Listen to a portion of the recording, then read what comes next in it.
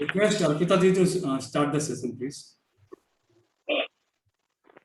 Adar, Abhinandan, Abhar, Namaskar, and a very good evening to all. This is Arpita Srivastav Rai, welcoming all our mentors, interns, and dear viewers to this teaming tournament on public policy organized by Atmanirbhar Bharat Vocational Learning in collaboration with Deep Welfare Organization and Mindcube Multi-Services Private Limited. Well, today I'm going to start this session with a statement given on public policy by Mr. Thurman Dive when he said, public policy is whatever a government chooses to do or even not to do. Other than the actual laws of the land, there is also public policy that governs the nation. In a way, public policy is said to be a combination of laws, regulation, action, policies, and a lot of other factors concerning to a given topic. Such public policy of a nation are shaped over time by educationists, advocacy people, influences of lobbyists, and conflicting interests of special interest group. So in a nutshell, we can say that public policy is a process of a very dynamic and complicated process that occur via public focus.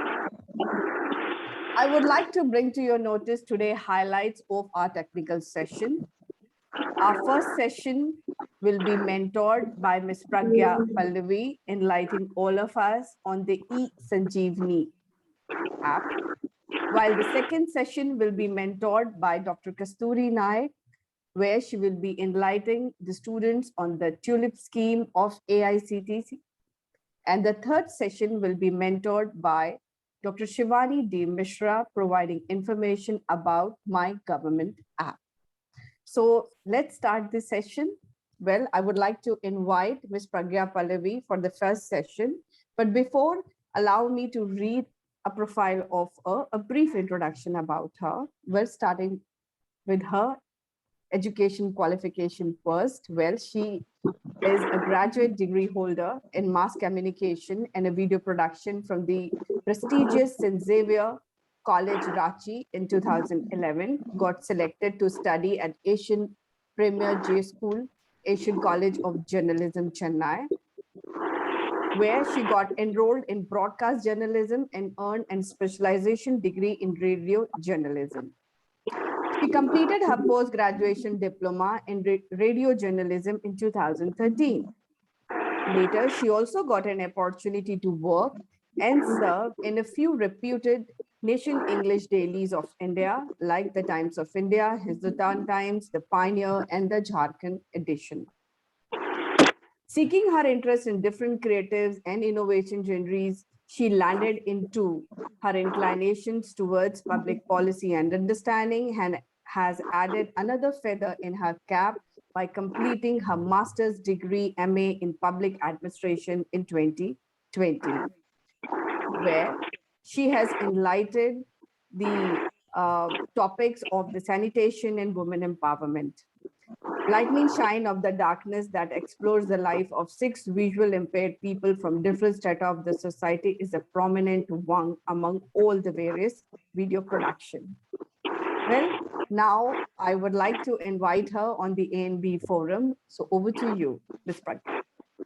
Thank you so much, Arpita ji, for this lovely introduction. And hello, everyone. Okay. So before starting this session, on a very light note, I would ask everyone, how many of you have visited villages? Anyone here who have visited any village, or they hail from any village, any rural background, anyone? Why I am asking this question, I'll tell you later. But anyone, you all just can write on the chat box. That's it.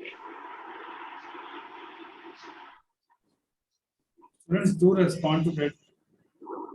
See, I want this session to be really interactive because these subjects are something which needs interaction. I'll go on speaking, so that doesn't mean anything.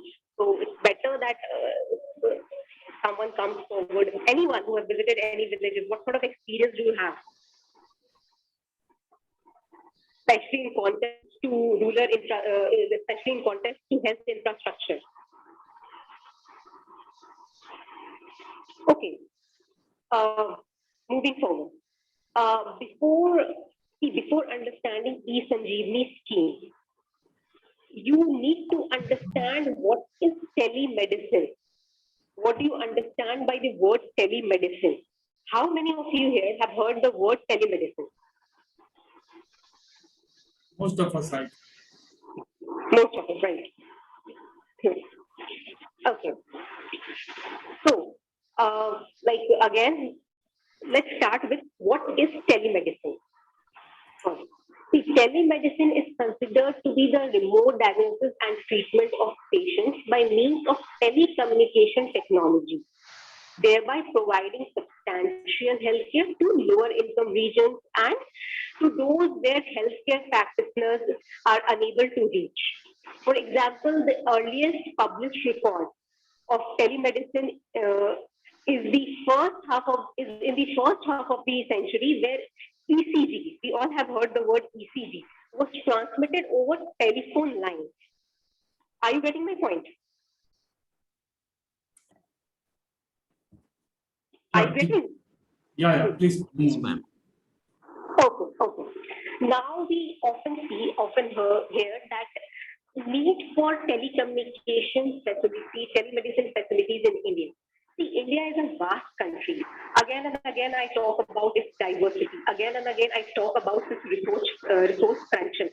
So to deal with certain aspects, see, we don't have medical practitioners in the number, in the amount that they can address all with 150 million people.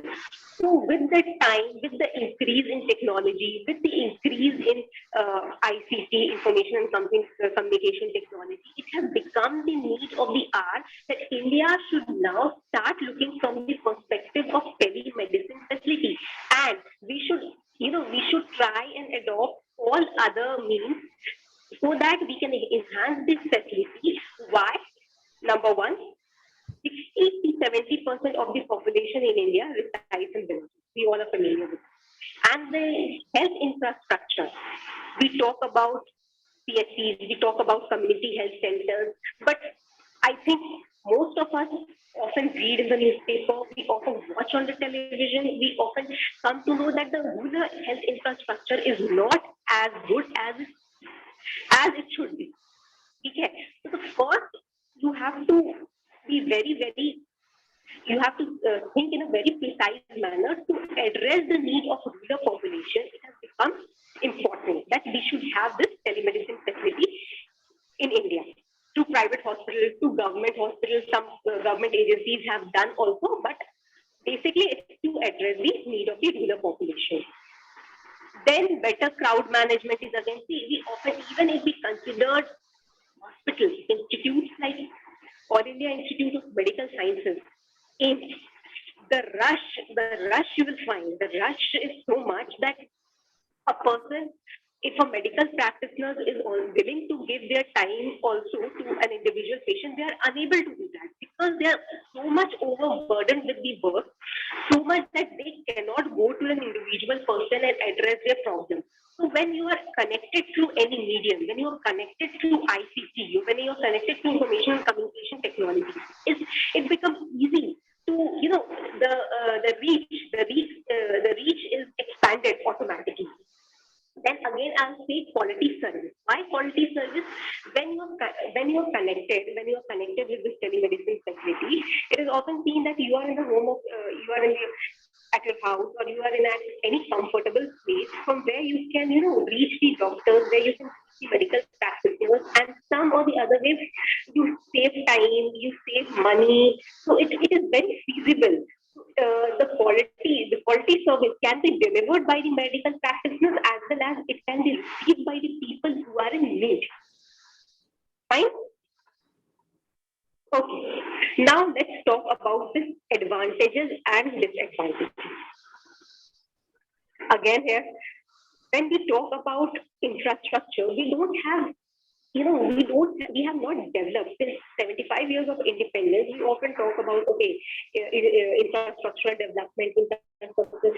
Again, I will repeat this: the PSC, the community health centers, the PSC, the rural health clinics are not upgraded from time to time. It is not as you will not find the facilities that you will find in AIIMS, New Delhi, or any other private hospital, whether it's Max or whether it's Medhanta or whether it's anything, whether it's Christian Medical College or a hospital. You won't be able to find those facilities. So we have to. The basic disadvantage of this is that to start this service in different parts of the country, to start this service in rural areas especially, we need to work in coordination with the state government, especially the district administration, to boost the medical infrastructure. I'll not talk about medical practitioners. I'll not talk about nurses here, because we all know that the ratio is very less. So, but in any case, we can at least provide basic infrastructure at the community health centers, at the rural clinics, and we can appoint government doctors or doctors on contractual basis to serve their needs. Advantages, as I have said, the benefits are in a country like India, especially if we consider the pandemic situation, the movement has been restricted. So for every now and then, you cannot go and visit the hospital. So if we have this, 24/7, or even whatever it is, if the telemedicine services is upgraded, if it is there in our country, and maximum people can reach that service, fine. So it becomes very easy to address their medical needs. Then, role of government in promoting telemedicine. See, again, without the support of any government, especially state government, especially the district administration, you cannot imagine any scheme to be rolled out. And you cannot simply say that, okay, the cabinet has passed such and such law, so in 1 or 2 years we will have this. No, it is not that. The role of government here is very important, because since it is related, there are certain guidelines which the government needs to follow. There are certain appointment rules which the government needs to follow, because they have to appoint dedicated nursing staff, they have to appoint dedicated doctors, they have to boost the infrastructure in that level. So the role of government here, in fact, there are many private players also, which again I'll say public-private partnership mode. They can come and they can enhance this facility in India. Then again, if we talk about role of government, we talk about the policies and the guidelines. We often have this question, okay, so telemedicine is a very technical term. So are there any guidelines for this? So how many of you are aware that yes, there is a dedicated guideline for this telemedicine facilities in India? Yes, telemedicine in India, the government has published the telemedicine practice guidelines. That is known as telemedicine guidelines, and it was released on March 25th, 2020. So it is now perfectly legal to provide teleconsultation. You cannot, if like there are people who say, okay, doctor ke paas jaane se we will be benefited out of it. Ye telemedicine kya hai? So whenever you come across such questions, and whenever there are myths related to telemedicine guidelines, you should often remember that it is perfectly legal to provide telemedicine consultation by registered medical practitioners in the line with the requirement of telemedicine guidelines. You have to be registered. You have to be an MBBS degree holder or MD, MS, whatever. You have to be a registered practitioner. So it is perfectly like, yes, there is a medical telemedicine. There is a guideline for this. And let me before starting one video on telemedicine that will clear most of the things which must be going in your mind. There are private hospitals, there are private players, including Indian Railway, which is the government's biggest entity. Okay, Okay, Indian Railway is the biggest entity of India and as well as of the world. So they have started in some part of India. They have like Southwest Railway has started telemedicine facility for the people through corporate social responsibility program on the pilot basis. So already the dry run is there. So already the trial is going on to expand its service, and government is looking on this aspect as well. How to rope private hospitals, uh, because the private hospital has its own rule and regulation of governance. So for everything you need to pass and law for it before making it anything legal. So there are many medical private hospitals. There are railways that have already started this project on the telemedicine system. Then there are companies also. There are some foreign companies also which see India as a very huge market, because considering its population, you must remember one thing, that there are foreign companies which are ready to invest. They are ready to collaborate with government hospital as well as the private hospital. Name a few is this MD Live, Amwell, Doctors on Demand, Teladoc. Teladoc is one of the very reputed telemedicine service provider in India. They are providing their services in Max, Medanta, and every iClinic is there. So in a country like India, this is not something new. This concept is not something very new. So the coverage, when we talk about telemedicine coverage in India, almost all the agencies, hospitals, including both private, public, are using this virtual technology. Okay, and see, we might not be familiar. We might not be familiar with it. Many of us have not used it also, but this is a very, you can say, a common scheme which is running in India. Can we have this video on telemedicine in India, please?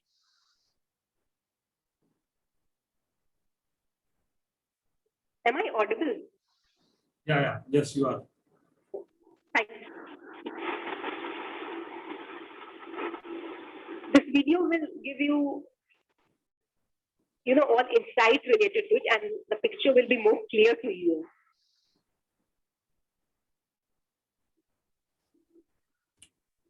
Please see this very carefully.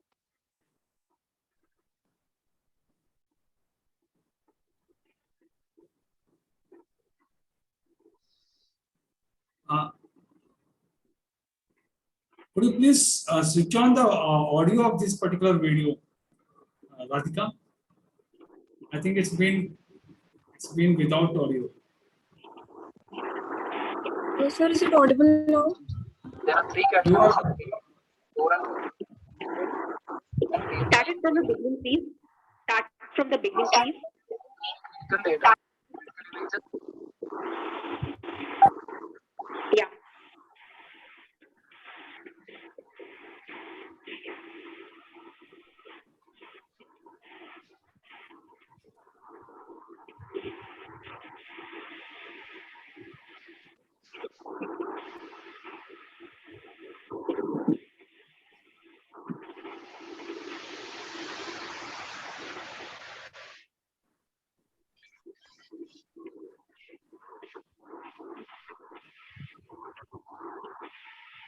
I think video is not clear. So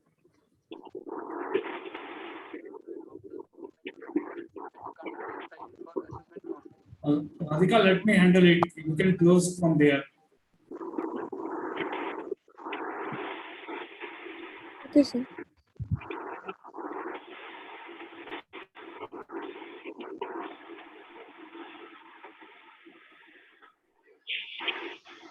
Switch it off. Or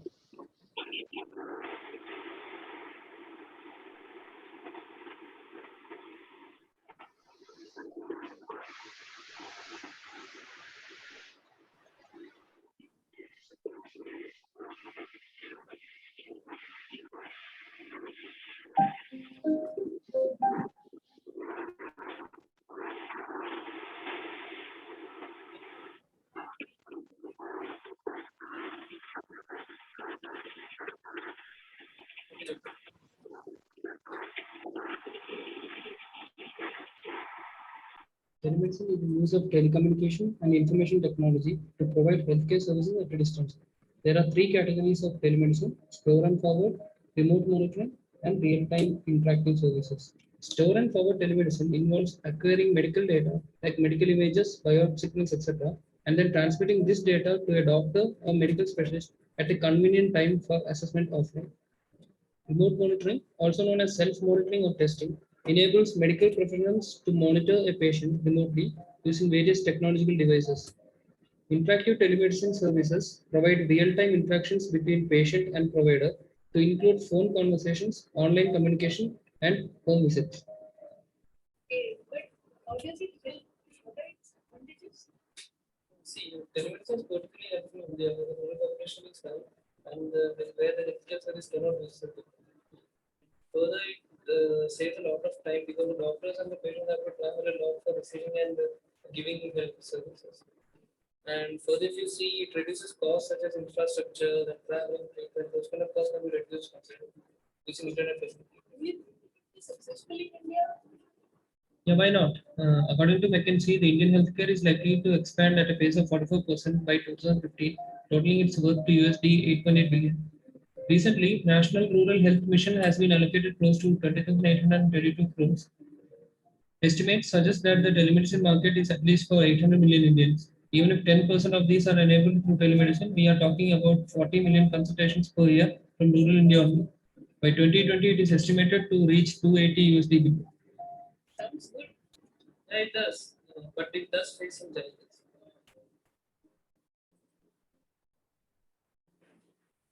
So what are the disadvantages? What do you think? Whenever the patient is not in front of us, I don't know how I can diagnose because he's saying the symptoms, I'm not saying the signs. The rural hospital and there is a setup. What we do, there is a patient, I'm intending to give him some chemotherapy or he needs a surgery. So I cannot tell someone about surgery. Correct. So, what do you think is the disadvantage of telemedicine? See, the main disadvantage is that there will be no physical contact with the patient and the doctor. So it is we are not that confident to approach the doctor to the internet. So we prefer some doctor who is near to us, and we will be contacting the doctor instead of preferring the events. So this was the other phase of the thought. Yeah, true. But I feel is telemedicine is a revolution. Don't you think it's an innovative approach? Yeah. See, the patients who live in remote areas, they get examined by a doctor who can provide them accurate and complete service. And moreover, the patients also saves time and money. But still, it does lack reliability and user friendliness. Also, lack of infrastructure facilities in India adds to the hindrance. But with proper support and guidance from the government, I think telemedicine can give a whole new perspective to the medical services.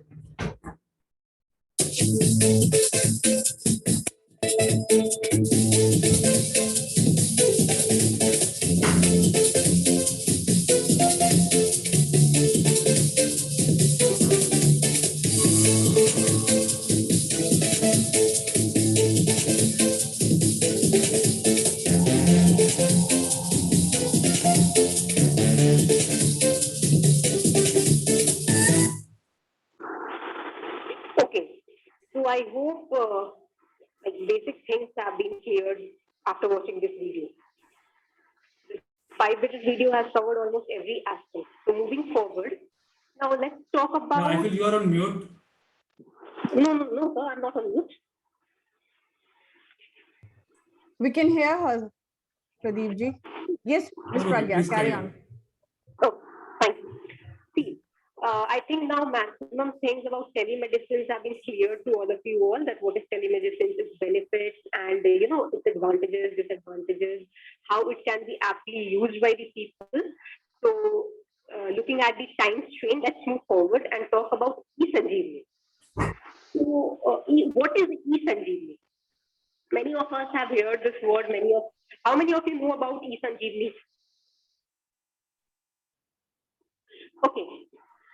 It is a doctor to doctor as well as it is a doctor to patient telemedicine system which has been deployed nationally nationally for the Ministry of Health and Family Welfare under the scheme of Government of India, which is known as Ayushman Bharat, right?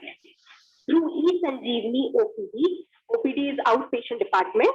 Anyone can seek medical advice, medication through audio, video, medium. It is a virtual medium through which you can virtual medical consultation through which you can reach to your doctors and you can you can get advice on certain health issues. You can interact with them and you can get further advice on it. So, am I clear? Yes, you are. Yes, you are. Yeah. Now, why government started this? See, if we look into the reports of World Health Organization, which suggests that there has been, there is like, if we see, like why there should be telemedicine services in India. See, here the ratio, when we talk about doctor to patient ratio in India, it is very, very low, as prescribed by the World Health Organization.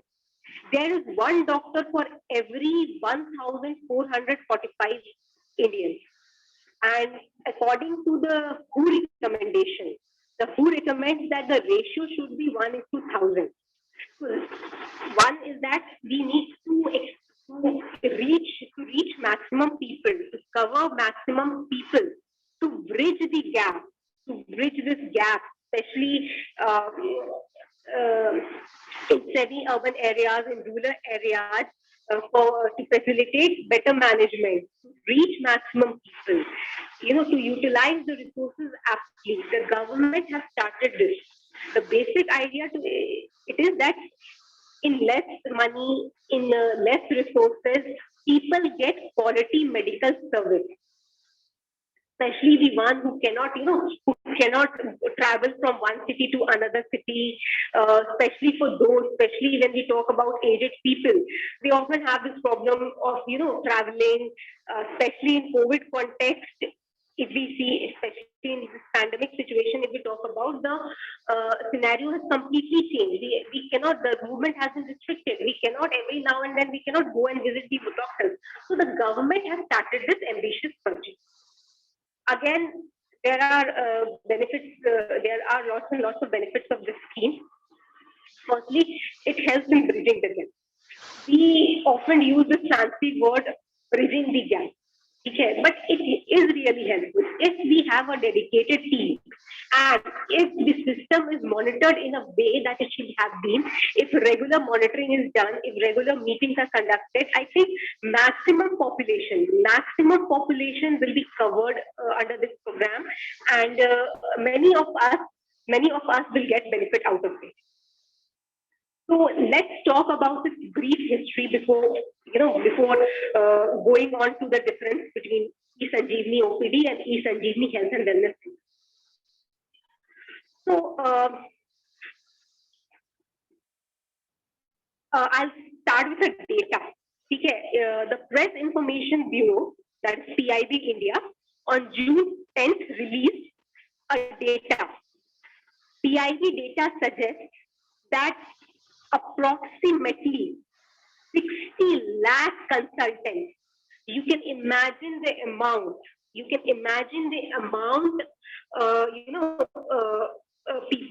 People are consulting. People are using this facility. Till date, since has been started, it was started in April 2020 and till June 10, 2021.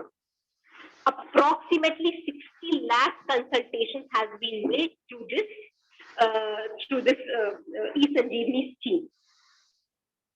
Again, if reports are to be believed, daily over 40,000 patients use eSanjeevni health services remotely in the rural areas. You can very well imagine the footfall of rural people, the rural population, and you can very well imagine the success of this scheme. Then, again, I'm repeating this line. It it has become instrumental in facilitating access to healthcare during the COVID pandemic. You cannot, the movement has been restricted. So it's better you sit at your home or any safe place and you better consult your doctor so that you are also safe and you are keeping others also safe. Then currently the national telemedicine service is operational in 31 states and union territories. So in 1 year, the government of India has made such a huge progress in health, which is much required because we spend a very, very minimum amount. The GDP is the health in the health sector. We spend a very, very low amount. It is required. So the government really, for this, government should be appreciated that within a time frame of 1 year, it has covered approximately 31 states and union territories. Again, it was launched in the year 2019. And if you will read about this, you will often find this that the senior citizens and the regular patients consult with the doctor during this pandemic situation have really benefited them. Have really benefited them.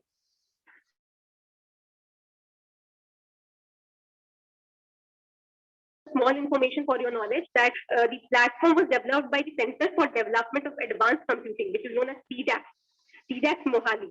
And under the initiative of state government, remember, the state government deploy a team of doctors to cater to the patient in their respective states. Center has given the facilities, now it is up to the state government how they will utilize it. And some states, you won't believe, they are doing brilliant in this. Like they have performed brilliantly. Okay, so before moving forward now, let's talk about difference between e-Sanjeevni, Atmanirbhar Bharat, what do you say, the health and wellness centers and e-Sanjeevni OPD. They are two different things. You should not get confused between these two things. Again, I'll say now let's check out what is e-Sanjeevni Health Wellness Center. See, it is a doctor-to-doctor telemedicine system that has been deployed nationally for under this Ayushman Bharat scheme. Remember, doctor-to-doctor. It helps in curbing the existing gap in the healthcare sector. And Andhra Pradesh was the first state to launch this in the year 2019. Now, when we talk about e-Sanjeevni OPD, that is outpatient department. This is based on e-Sanjeevni model and offers OPD consultation services to people in comfort of their home. This was launched during COVID pandemic. One was launched in the year 2019, that is for the doctor-to-doctor consultation, or you can say for exchanging ideas. The government has first started this in the on a pilot project basis. Then, after looking at its success, after looking the condition of this pandemic, they have started this e-OPD facilities in the year 2020, in April 2020, just after 1 year after starting this e-Sanjeevni Health and Wellness Center. Here, doctor-patient teleconsultation is offered free of cost to the patient. Remember, this facility is free of cost for the patient. You don't have to pay any additional amount for it. Again, if you talk about data, e-Sanjeevni project was launched in 31 states. 350 OPDs have been set up on e-Sanjeevni OPD. Over 300 of these are specialized, super specialized outpatient departments. And 28 states and union territories have covered these 350 specialized and non-specialized OPDs. Over 30 lakh patients have been served through this e-Sanjeevni OPD, through this e-Sanjeevni portal, or you can say through e-Sanjeevni app. Earlier, it was only e-Sanjeevni portal, but later, after considering its success, the government has started this e-Sanjeevni app also. So those who have smartphone can easily download the app and can, accordingly considering their, considering their suitable timing, they can approach their doctor. Again, we often talk about plan of expansion. As I said, telemedicine is not a new thing, and government is already paying, lots and lots of the government is putting lots and lots of effort to expand it. E-Sanjeevni has been performing as a parallel stream of the country's health delivery system. That is already overburdened, and yes, there are expansion plans. How? Now you will ask how they will expand their plans. The engagement of final year MBBS students. Final year MBBS students are also on the card. The government is in talk with the veterans of armed forces medical colleges so that they can, they can share their expertise with the consultants. They can help the government in this approach.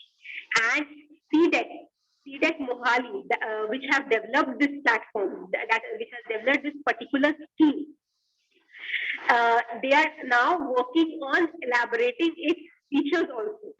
Okay, so now it has rolled out nationally. These national OPDs will enable the doctors to offer remote health services to patients in any parts of India and will address the shortage of uneven distribution of doctors, specialists in various regions of the country. So yes, government is very much interested in expanding this project. Now, it's just a 2-minute video. I would request the IT team to please show the interns this video so that they can get one idea about e-Sanjeevni website and e-Sanjeevni mobile app. So please.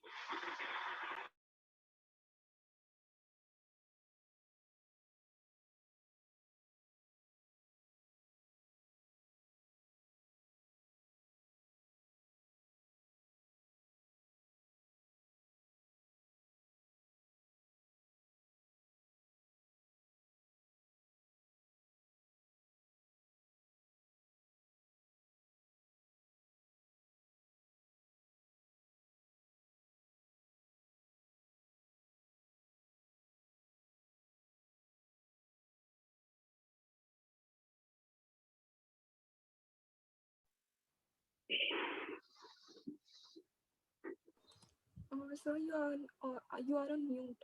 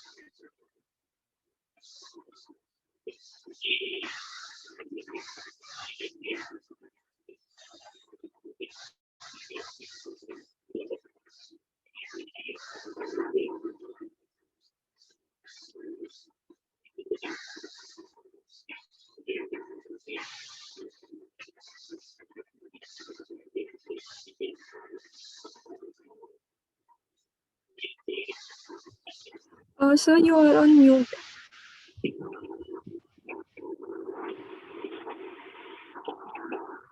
Yeah, request Radhika to now you can share.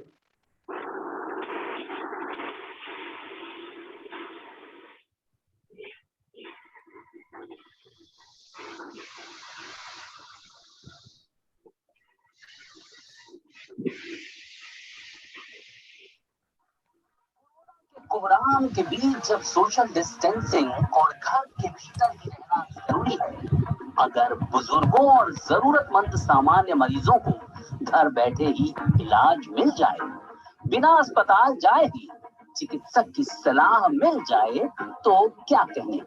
Modi सरकार ने देश में महसूस हो रही इस कमी को भी पूरा कर दिया है। सीडेक की सहायता से तैयार की गई है एक मोबाइल एप्लीकेशन का नाम है ई संजीवनी ओपीडी। हाल ही में शुरू की गई ये सुविधा वेबसाइट पर उपलब्ध थी।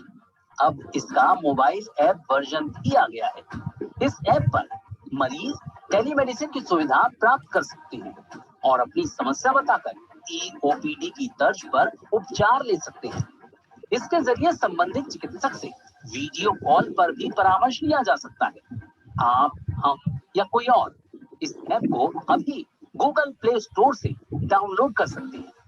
ई संजीवनी ऐप पर मरीजों को चिकित्सकीय परामर्श देने के लिए अस्पताल, सामुदायिक स्वास्थ्य केंद्र व प्राथमिक स्वास्थ्य केंद्रों के चिकित्सकों को रजिस्टर्ड किया गया है।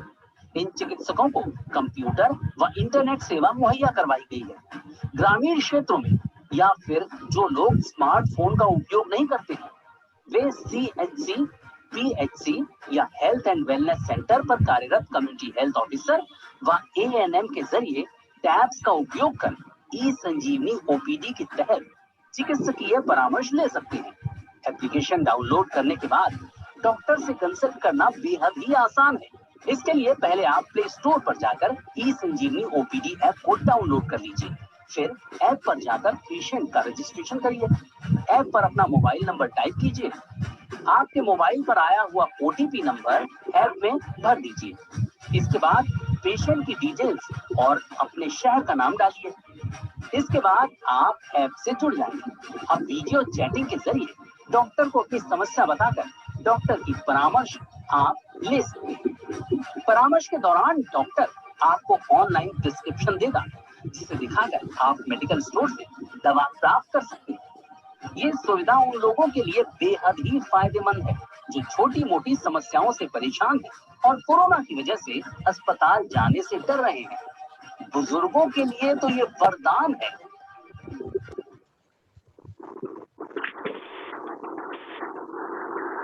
Okay, so I hope you have got a fair idea of this, what is e-Sanjeevni mobile application and how it works. So without wasting further time, let's talk e-Sanjeevni in context to Uttar Pradesh. See, we all know that Uttar Pradesh is the biggest state, which with more than 70 districts, and the population is also too high there. So, e-Sanjeevni app, the e-Sanjeevni website, which was launched in the year 2019, is being aptly used by the state government, and it is being promoted in a way that it is,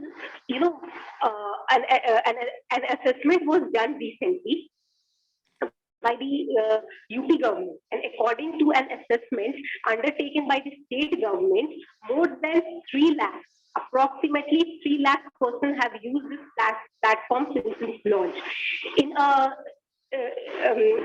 UP, in UP itself, we can very well imagine the success rate of e-Sanjeevni in Uttar Pradesh. Then Uttar Pradesh has joined this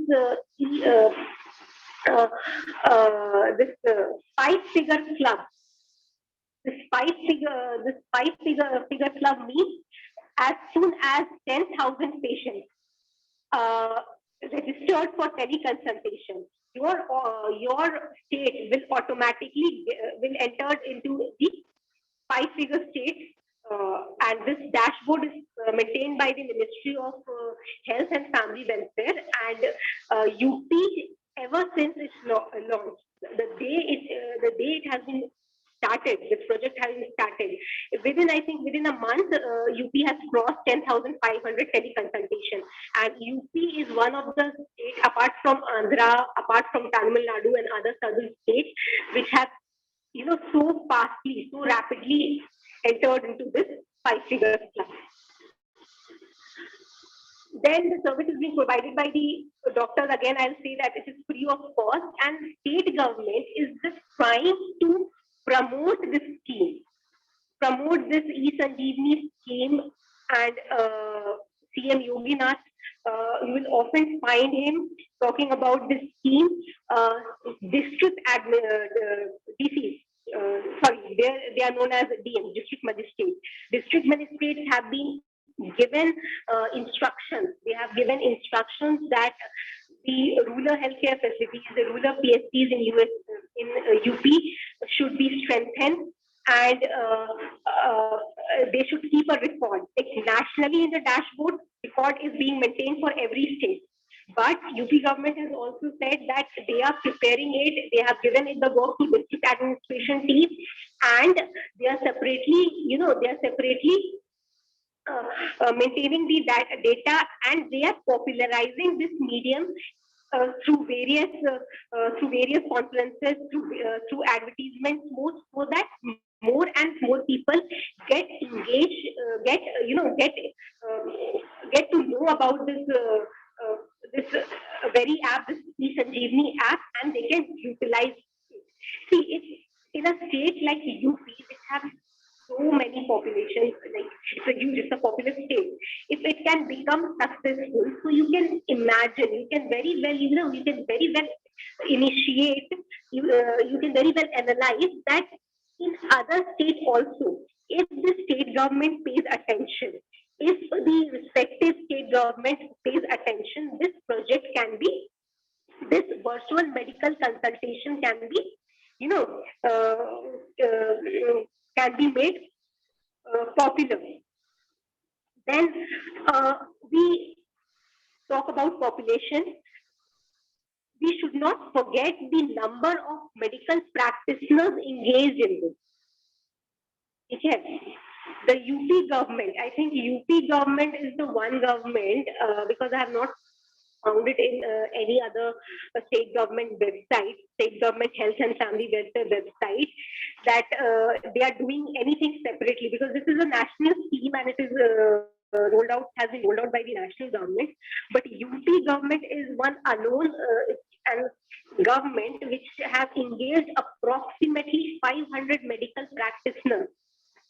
So I know 500 in comparison to UP population is quite low, but again, if in 6 months they can engage 500 medical professionals, so you can very well imagine the dedication the government is showing towards promoting this scheme and towards engaging the number of practitioners in this scheme, so that maximum people are benefited out of it.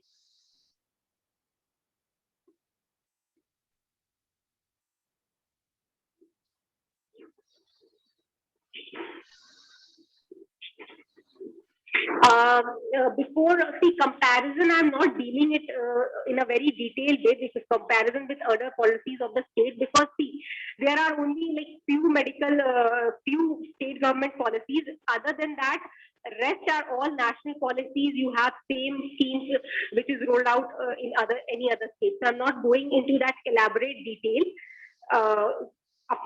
So apart from e-Sanjeevni scheme, Mukh Mantri Jan Arogya Abhiyan is also there.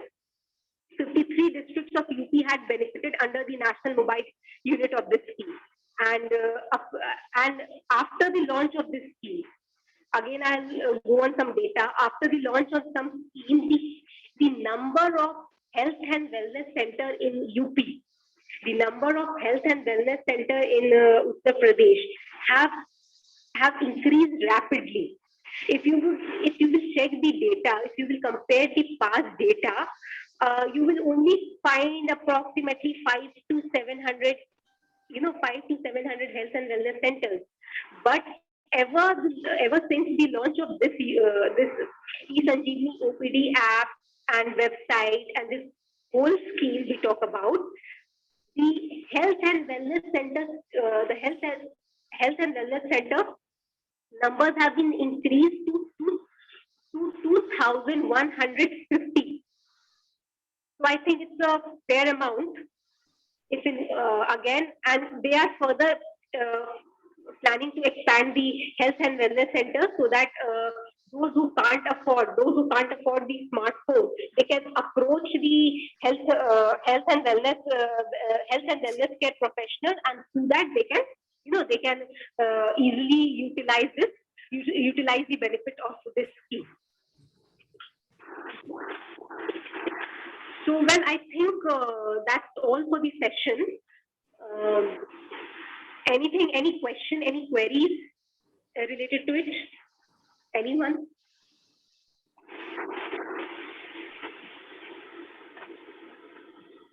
Yeah, request if someone is having some queries, please let us know.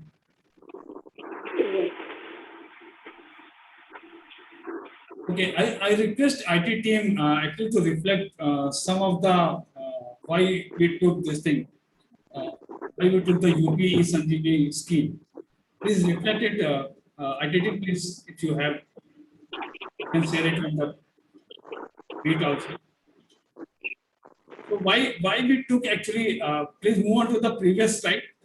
Yeah, this is one data. This is one data which why we took actually this thing. Uttar Pradesh is highly been appreciated for using. Exactly. Uttar Pradesh has been highly appreciated using the e-Sanjeevni app, and that is why we took this particular app. Although it's been rolled out throughout nationally, but Uttar Pradesh has excelled in these terms. And somewhere around they are actually taking up 4,000 cases in a day. So that is how this particular e-Sanjeevni, and that is the way out how Uttar Pradesh has come out for consulting on the telehealth solutions across states. It's been actually used by several people within the rural India also. Please move on to the next slide.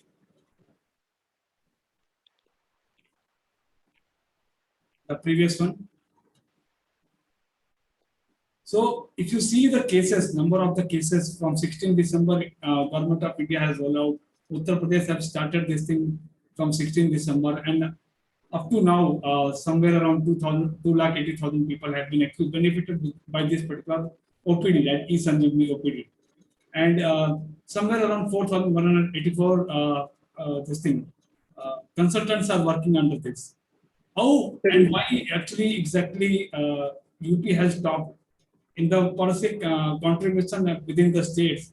So Meerut is having a 22,000 beneficiary, Raebareli is having 21, Jalon is having 21,000, Bahraich is having 30,000, Faisalabad is having 11,000, Gorakhpur 8,000, Hardoi 8,000. So it actually inculcates, it shows that this particular scheme is being used across all the states, across all the cities and all the corners of the UP state, I must say. And that is why this has been acknowledged by the Government of India and for all the others. Of course, see how it's been written also that this particular e-Sanjeevni app, doctors are working from morning 9 to 5 like other places are. Only that Sunday is the holiday for all the doctors.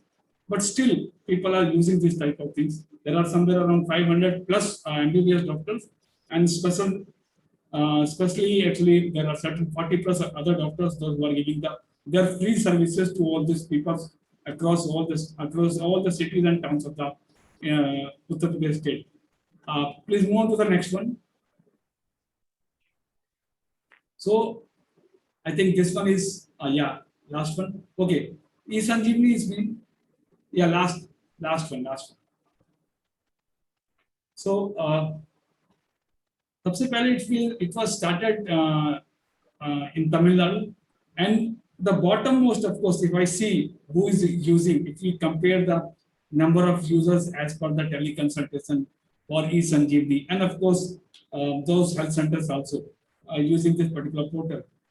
Bottommost is Maharashtra, of course. That is how the comparison they have come up with certain parameters and certain sectors they have actually come up with this comparison. That is why we took this particular session, and that is why we took actually Sanjeevni as a model.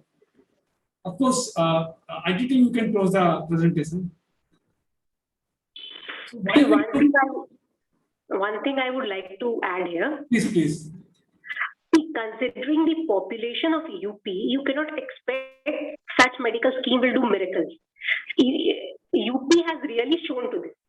Like when we talk about any scheme, especially if it is related to health or IT, it is always South India. Why? But UP has done exceptionally well. Its states, its districts have done. They have really come up with fine colors for this. If you see the scheme as well, the policy enthusiast or policy aspirant person, why we took this particular e-Sanjeevni? Because this particular support given by the government is actually reflecting the vision of the government. And that is what we always keep on saying, that politically acceptable, why the particular schemes or why the particular policies are being said as a politically acceptable, because the political jurisdiction, political vision was there to actually go for this. Other states are not, other states too who are having the same scheme. The government of India has given the liberty to each of the states, but Uttar Pradesh has actually taken the leverage on that. And that is why we took e-Sanjeevni for UP. Although we have covered that particular telehealth consultation for the union government too. But of course, I must appreciate here Uttar Pradesh for actually taking on this. Thanks. Within the span of 1 year, they did this. Within the span of 1 year. That is, and one more thing. This is not the new policy, I must say. The particular policy being started in the year 2019 before pandemic, but they have of course taken the leverage of pandemic and given out the consultancy to the people. So you have that particular notion, you have that particular scheme within your hand. You are just giving the support with your vision only. That's what actually I am saying. Thank you, Pragya ji, for actually covering this. Thank you so much. Telehealth consultation, how governments are of course supporting, how doctors are supporting to our rural people, even for disabled people, and even for the those senior citizens. They are highly benefited by these schemes. They're highly benefited, especially in this pandemic situation. Yeah, if you see the cases of our urban people or the rural people also, we have a better segment of people, those who are senior citizens, and they are looking for these services. And this particular service is actually helping out. I must say, this particular service is helping out people across all the ages, even for the pedestal. I must say, even for our child also, those who are in schools and all. So, of course, and that is why we took. I request attitude to present our gratitude certificate for our today's resource person.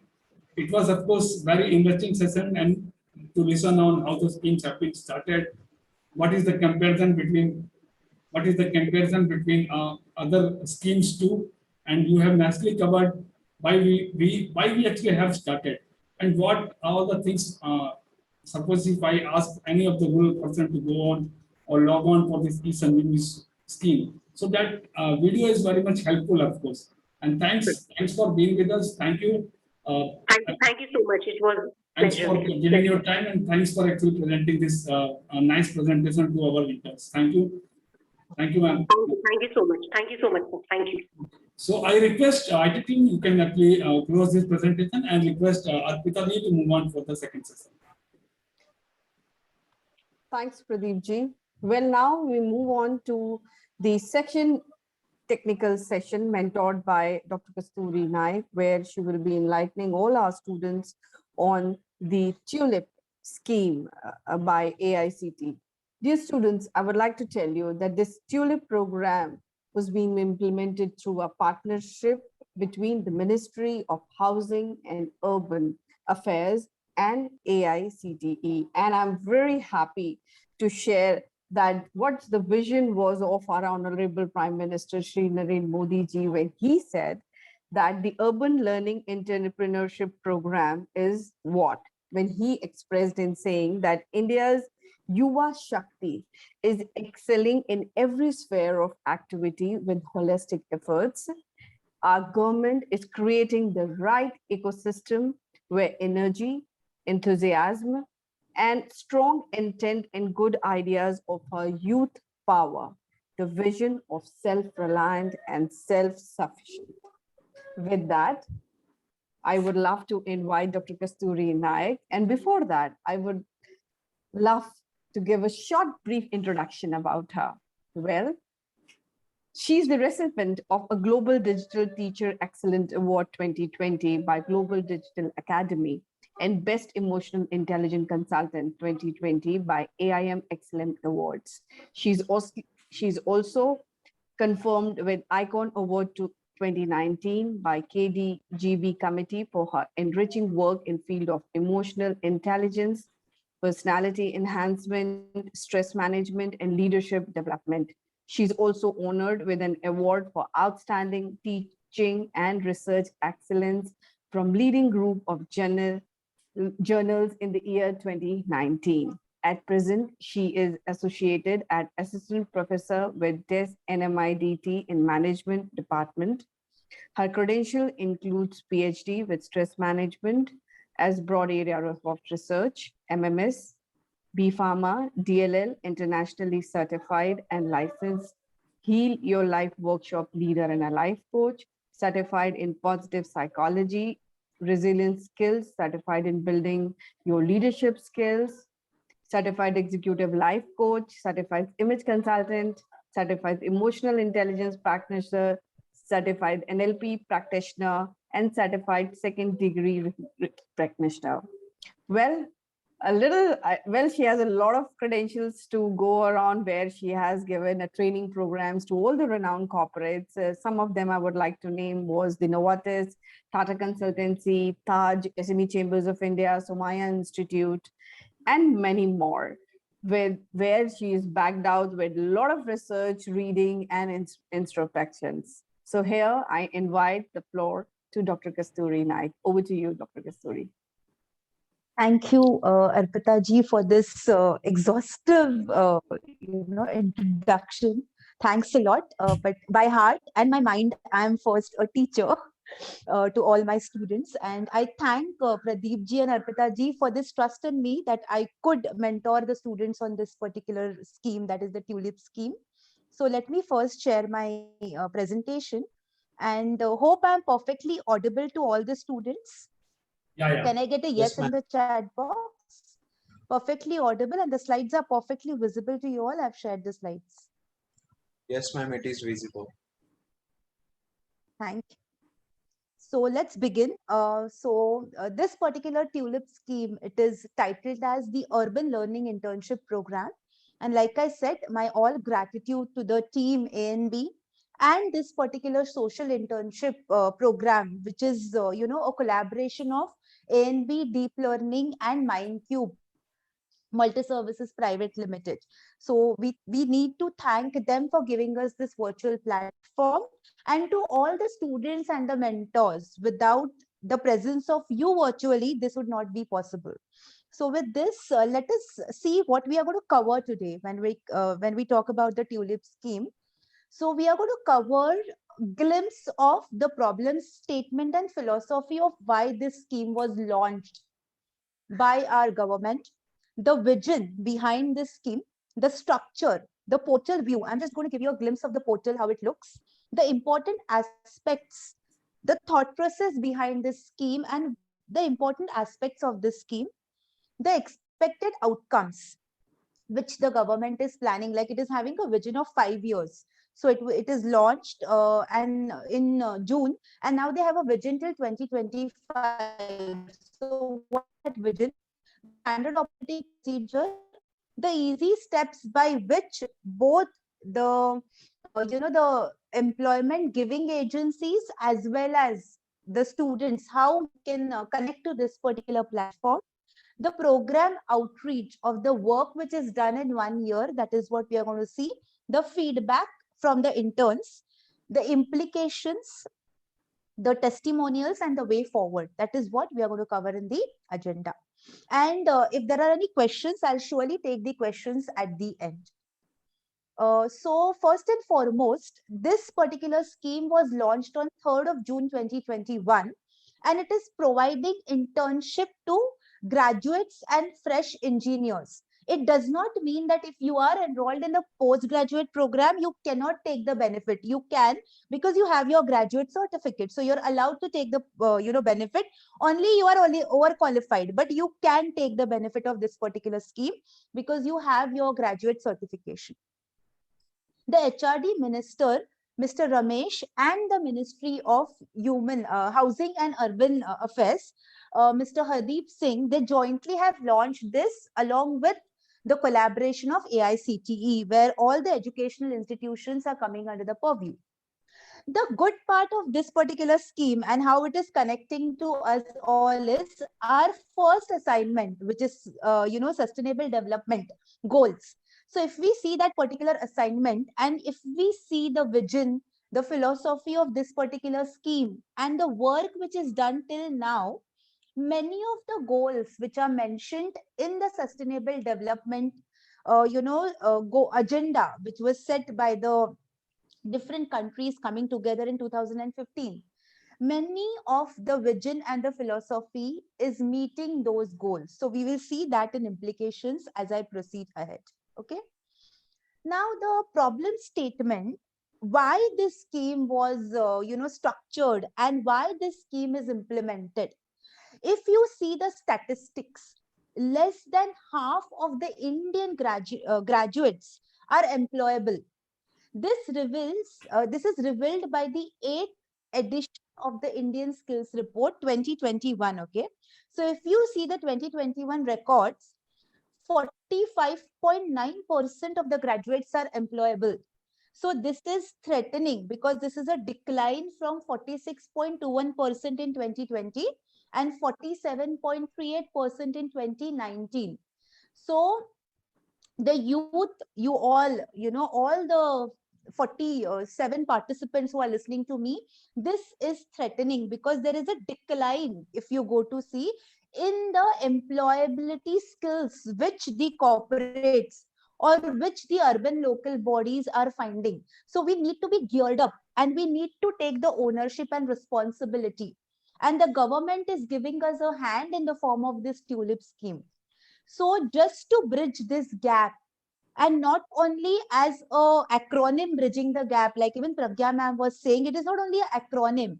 They are genuinely building a bridge by means of which we can bridge the gap. But youth, you need to take the ownership and responsibility and use this platform, because the vision is synergies can be created, so that the synergy can be created between the three bodies. Okay, one body is Ministry of Human Resource Development, the other body, as Arpita ji mentioned, Ministry of Housing and Urban Affairs, and the third is our educational institutions which come under the purview of AICTE. And who is the front face of AICTE? People like you, youth like you. So the vision is that with the means of this particular scheme, the success of this scheme depends upon how much are you ready to take ownership of taking benefit of the scheme by advancing your functional skills. And along with that, the scheme is also giving you certain internship projects where you can advance your behavioral skills. As I show you the testimonials, you will see the percentage of students who said that they could also fine tune their behavioral skills are also, it's more than 80%. Okay, so the focus is not only on your technical but also your behavioral skills. So it follows a 4-step process. As you can see here, the three bodies are coming together, and by means of this 4-step process, these bodies are giving you a virtual platform which is transparent, where you can go and match your talent with the internships which are available online. Okay, now the vision. What is the vision of this particular scheme? Now the vision is urban ecosystems, okay, is the best place where you can discover, learn, and fine tune your skill sets. So what they are planning is, they are planning your creativity, your innovative solutions, your brainstorming skills to come together, and you can implement in the problem areas when it comes to urban planning, including town planning, public sanitation, roads and bridges, water supply, slum development, project management, procurement, legalities, so on and so forth.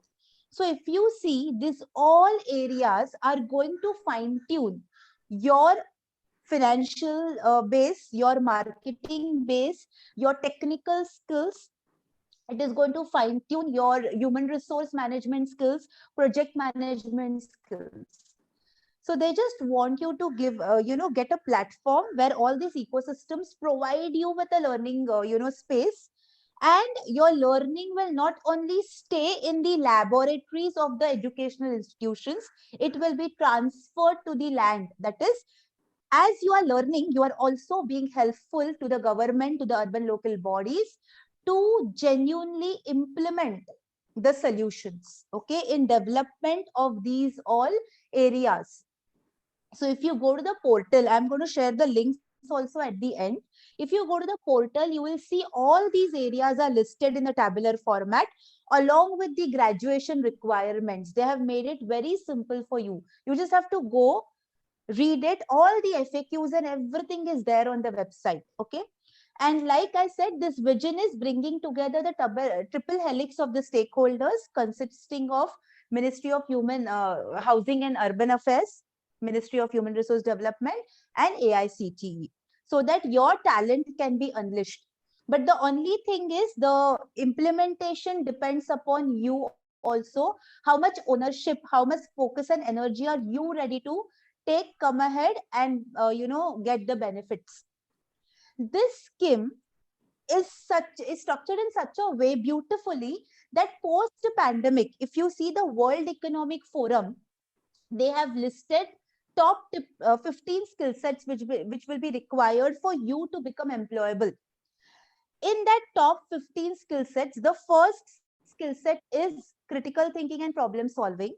If you take internship by means of this particular platform, the kind of projects in which you get enrolled, they are going to fine tune your problem solving, your critical thinking, your creativity and your mental agility because of the kind of stakeholders with which you will be working. So it's genuinely going to help you in your final placements also, okay? And the major belief systems, the foundation or the tenets on which this particular scheme is based is giving you freedom to choose, giving the incentives to the urban local bodies and to the students along with the educational institutions for mapping your talent with the requirements of the internship, and transparency. There is no biasness. You're allowed to go on the portal and you're allowed to map whatever internships you have, give your interviews and get selected and get rolling into the onboarding process. They have structured it in such a manner that it is very transparent. Everything is kept very clear, okay? This is the basic structure how this particular scheme is implemented. This structure is available on the website. It is self-explanatory. I'll not go into the details of reading it. You can surely, follow the link, which is already shared in the last slide. And you can go through this structure. This is the portal. I have myself, as I got this topic, I myself went through the portal. I saw the portal is very user friendly. It is very smooth in its conduct, and all the documents which are required to be uploaded when you have to, even if you do not have your final graduation certificate, still you can apply and start your internship. And afterwards, once you get your certificate, you can show it on the portal. These all facilities are available. The best part is on the website, there are around more than 18 FAQs, okay, which is answering every question which might come in your mind stepwise. So that link also will be providing you and you can go in details. Now, what are the important aspects of this particular scheme? First and foremost, the aim of the scheme is very clear. This scheme wants to provide internship opportunities to fresh graduates in urban local bodies and smart cities. So the real time projects will be given to you to make a very smooth transition of you from classroom to the required world where you can implement your skill sets which are fine tuned in the classroom. Okay. Secondly, this is aligned with the UNESCO 4 pillars of education. I researched on this and I saw that this is totally aligned with the UNESCO 4 pillars of education, and it is also coming under the theme Aspirational India, or the scheme which is launched by the government under the budget 2020-2021. So one of the important pillar which is given by UNESCO, which is one of the objective of education, is learning by doing. If you go to see as an adult, because as you undergo the graduation and the post graduation program, you are considered as adult, and adults learn best when they actually experience it, when they actually do that particular thing. So this entire TULIP scheme is based on that particular principle of UNESCO, learning by doing, not doing by learning, but learning by doing. The areas of work, like I told you, in tabular format, all the areas of work are mentioned along with the graduation requirements. So you can go on the website, there is a handbook. There is a tab of document, and in that tab, there is a handbook, tab where you can go and see all the areas of work along with the graduation requirements. Okay. Now, the eligibility criteria is you must be an Indian citizen who have completed the final year of college within the last 18 months, and you must have a graduate degree. Okay, the basic eligibility thing is you must have a graduate degree, and within the last 18 months only you must have completed this particular graduate degree. The duration of internship is 8 weeks to 1 year. That is the particular duration of that particular internship. The benefit is it will help you. You will not be like in Alice in Wonderland when you enter into the real-time job market. Because of the internship, what will happen is the best benefit is because of this internship, you will be having hands-on experience on different areas of work, and you will be better in both the behavioral as well as your technical skills. Okay. Now, the final vision of this particular, the first stepping stone, when this scheme was launched, they have launched with a stepping stone that a goal of 1 crore successful internships by the year 2025. That is what is the final vision. Okay. Now, expected outcomes, like I said, the triple helix of stakeholders all are coming together with an expected outcome that the institutional capacity of the urban ecosystem will be strengthened. Okay, when the youth like you come together with the different stakeholders like the educational institutions, the government, the urban local bodies, authorities, and you implement your creative and innovative solutions. So I'm going to share certain live examples also where the youth have implemented the solutions and got the real-time results. So that is what is the expected outcome. Real-time problem and real-time solution. So now our fourth assignment, that is design thinking, So I just went through the work which is done by these interns. So many of the times during brainstorming, the best part is that the interns along with the stakeholders have also used the design thinking approach, the steps. So you are going to be exposed to that thanks to this particular tournament. And that is how they are going to come up with the real-time solutions. So that is what is the expected outcome. Now, this scheme is following, like I told, there is there's a perfect transparency. There is no biasness. So this scheme is following a standard operating procedure where the Ministry of Housing and Urban Affairs are going to do the strategic planning thing. Overall program management, capacity building will be done by them. The states and the union territories are going to take care of the effective implementation with the help of AICTE and the urban local bodies. So AICTE is playing the role of digital hand-holding, the entire digital platform designing and hand-holding. AICTE is playing the role. The urban local bodies and smart cities are playing the role of implementing the strategic planning which is done by the Ministry of Housing and Urban Affairs to meet the local needs. The graduates like you are going to get benefit by experiential learning, by getting a platform where experiential learning will happen, and the entire urban ecosystem will get job ready professionals after you get your degree in your hand. And the final vision is so that the percentage of the employable youths will increase by 2025. That is the final vision, okay? The percentage of employable youth will increase. But please remember what I'm telling again and again. This is possible only and only if you take the ownership. Like the government is giving you the food, the water in the form of this particular virtual platform. But now the onus is on you. How are you going to digest that food? How are you going to metabolize the water once it enters you? Because till the urban local bodies and smart cities giving the project, it's there. They are also orienting, they are also mentoring. But then you also need, why I'm telling this again and again is the employability skill gap majorly is also because the youth have stopped taking ownership. So you need to start taking ownership and show the zeal and the passion to come ahead and to show that you're ready for such challenges and you're ready and hungry for learning.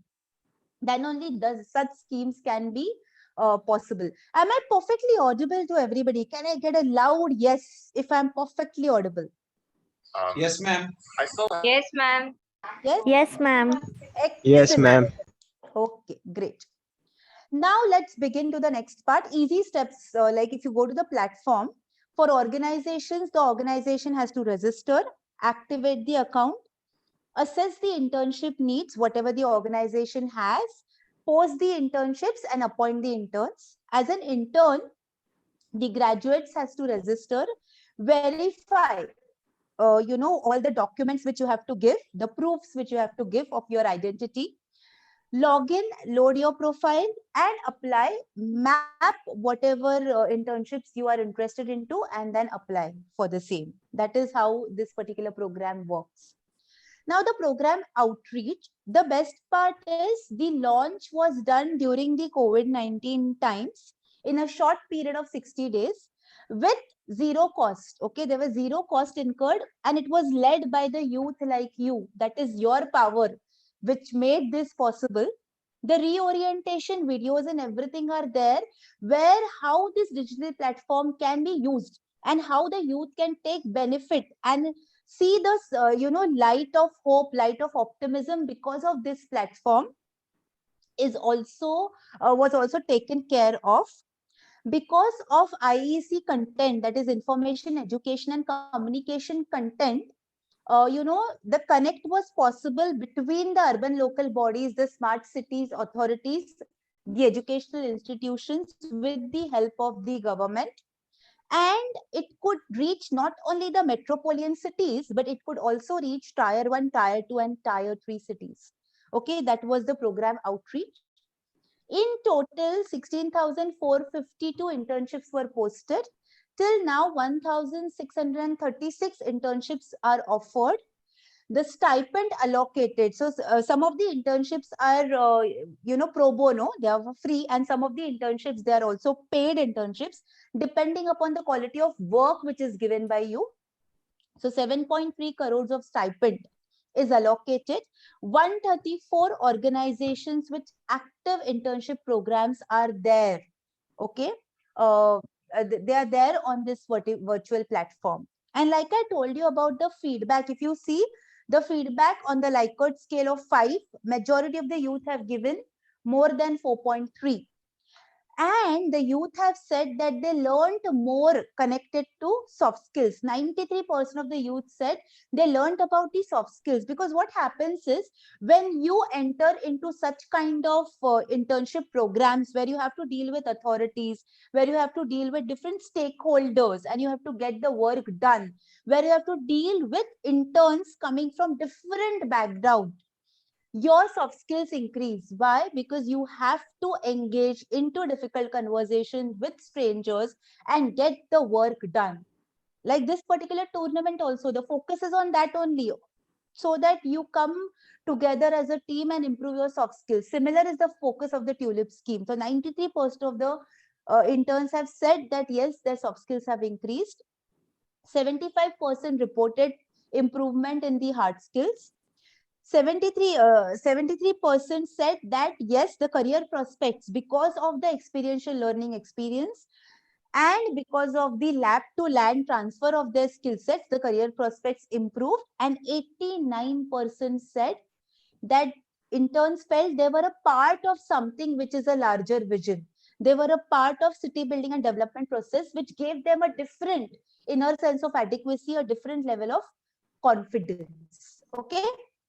Now, these are the live examples. Like I told you, before I go to the live examples, I told you there is a structure which they follow. That structure is also given in the handbook in details. Just to tell you the steps, the first step is onboarding.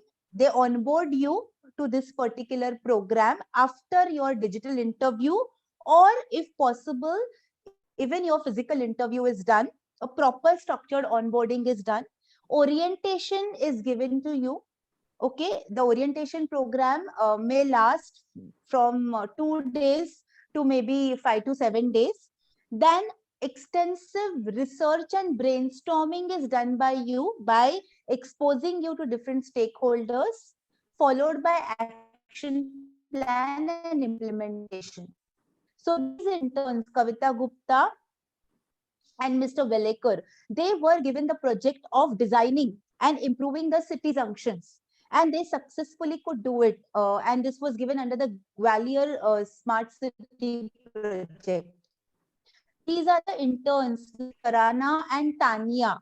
So Tarana was given the project of designing the Chennai Beach Development Project, Greenification Project, and she successfully learned a lot in the process. So as she was doing this project, she also fine-tuned her behavioral skills along with project management skills. Okay, which project management skills included everything: the financial aspects, the technical aspects, the human resource management aspects. So she got a holistic viewpoint of all the skill development. Okay, and then you have Tanya. She had her internship connected to legal aspects. Okay, how to enter into the general and specific contracts, company laws, state laws. So diversified, internship opportunities are given under this particular scheme. And the final thing is the internship certificate, which is an achievement by the intern after completing the entire process.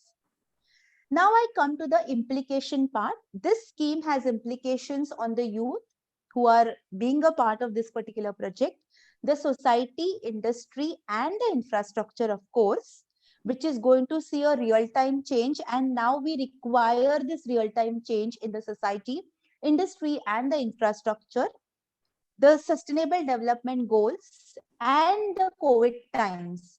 This scheme has helped the healthcare industry a lot because of the digital virtual platform where the healthcare industry could connect with the youths, the talented, creative youths, and use them in the times of pandemic. So during COVID time, this scheme was like a disguise, blessing in disguise. Now, when it comes to youth, the benefits are career transition and advancement, experiential learning, a feeling, a sense of, achievement when you contribute to your own city, hands-on project experience, and holistic development. Like I was just going through the interviews of some of these youths. Okay, so one of the youth mentioned in her interview, I don't recollect the name of that particular girl, but she mentioned that because of this particular experience of the TULIP scheme, she shifted totally from a me-centered universe, okay, where she thought everything was impacting her, and what will she do in the COVID times, and how will she get a placement and all. She said, I shifted from that to them-centered universe, and I understood that because of my talent, because of my knowledge, because of my degree, I could do so much for the infrastructure, for the society, and I could get energy because of that and move ahead. So that was a total shift and a holistic development in her mindset. Okay, and that is what this scheme will do to you people. Or not only this scheme is just a platform, this scheme is just an example. This is what you being a part of something which is bigger, something which is going to impact the greater community can do to you. You can shift totally from the me centered, like whatever happens, how it is going to impact me, to them centered, like what are the problems in the society, in the industry, in the infrastructure, and how can I with my talent solve. That is what this scheme is focusing on. Okay, and once you shift that focus from me and how it is going to affect me and my ego and this and that to the real time problems and the solutions, then only you can evolve. And that is the focus of this scheme, or that is the focus of even this tournament, I would say, because there are many similarities between this scheme and whatever assignments we are doing in the tournament. They are, parallelly running. Now, to the society, industry, and infrastructure, how this is going to benefit? Enhanced capacity, leveraging your skill sets and ideas for real-time changes to the real-time problems, increased pace of execution because of the number of interns who will be a part of this particular urban, smart cities development, co-creation, redesigning through participation of youth like you, creative and adaptable society. So this scheme is not only focusing, like if you see to the interviews given by Kanchal Badole ma'am or Anil Ramrao sir, they have mentioned that this scheme is not only focusing on building the technical skill sets of youth like you, they are ingraining value systems in you. They are ingraining the importance as you go ahead and take different roles as CEOs, as vice presidents in corporate. You will be aware of how every action of yours is going to have an impact on infrastructure, how every action of yours is going to have an impact on the water supply, how every action of yours is going to have an impact maybe on electricity. So it will inbuild that in you also. Value-based skill sets will be inbuilt in you. That is the focus of this scheme. If you see in depth, okay. Then the third thing is sustainable development goals. Many of the sustainable development goals can be met if you actually see because of this scheme, like quality education, clean water and sanitation, affordable and clean energy, decent work and economic growth, industry innovation, infrastructure, reduced inequality because of a common platform. Inclusivity is one of the theme of this scheme. Sustainable cities and communities, responsible consumption and production, climate action, life below water, life on land, peace and justice of within the strong institutions, and partnerships to achieve the goal. So these all goals are aligned with the vision of this scheme. Last but not the least, during COVID time, how this scheme is useful. Like these are the, this is the Saurabh Kumar and P. Rajendra Cholan, who are associated with the healthcare industry. They said that because of this virtual platform, they could onboard so many enthusiastic, ready to work interns that it helped them to save lives. It helped them to reach to the people with the amenities which were required. And here I've taken example of two interns, that is Mamta Verma and Priyanshu Sharma. If you go on the website of this particular TULIP scheme, you will see so many interns talking about their satisfaction which they got because of the benefit. Plus, side by side, they could also earn their stipend. So this scheme was a right action taken by the ministry because it helped the healthcare industry also during the COVID times.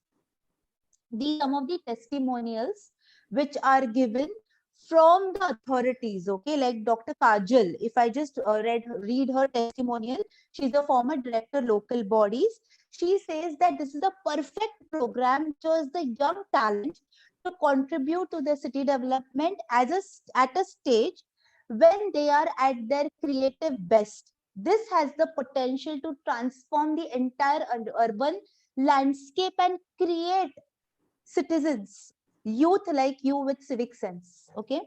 These are some of the testimonials which are given by the interns and how they learned in this particular process. Many testimonials are available on the website. You can surely go there and you can read the same.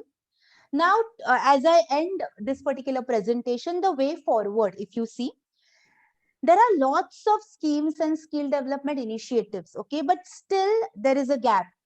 If you see, because of this scheme, which was launched in June, the employment rate has the unemployment rate has reduced.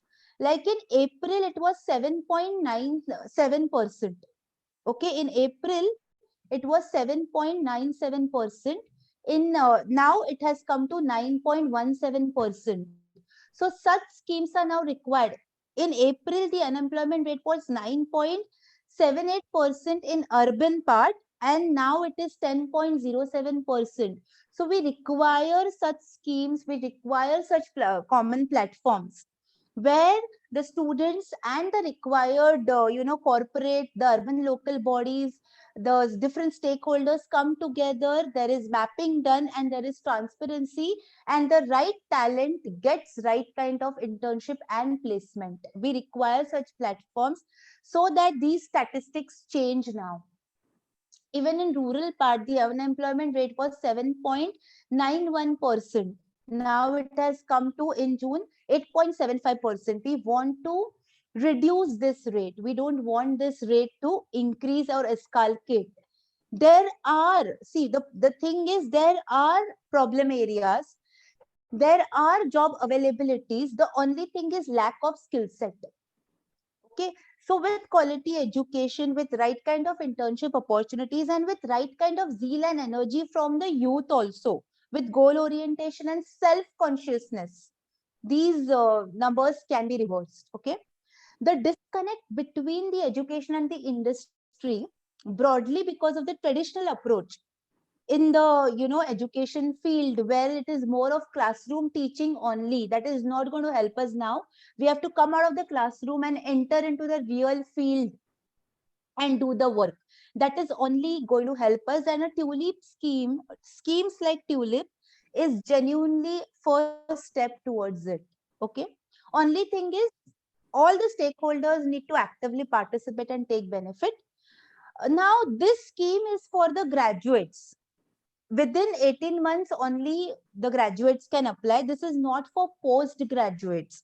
So a way forward, as an academician, as a researcher, many of the people have also written that let us also try to extend such initiatives to the postgraduate programs also. Okay. Now the elements of internship, if you actually go to see such internships, such tournaments also, which you are a part of right now, these internships and tournaments, the way forward is they can fine tune youth like you with understanding real-time planning. What goes into the real-time planning of solving the real-time problems? How do you monitor stepwise, like we are doing? We are like the ANB team with deep learning and MindCube, with the mentoring of Arpita ji and Pradeep sir, they are consistently giving you the assignments, they are monitoring the assignments, and every assignment is directly connected to your employability, skill development, and your holistic development.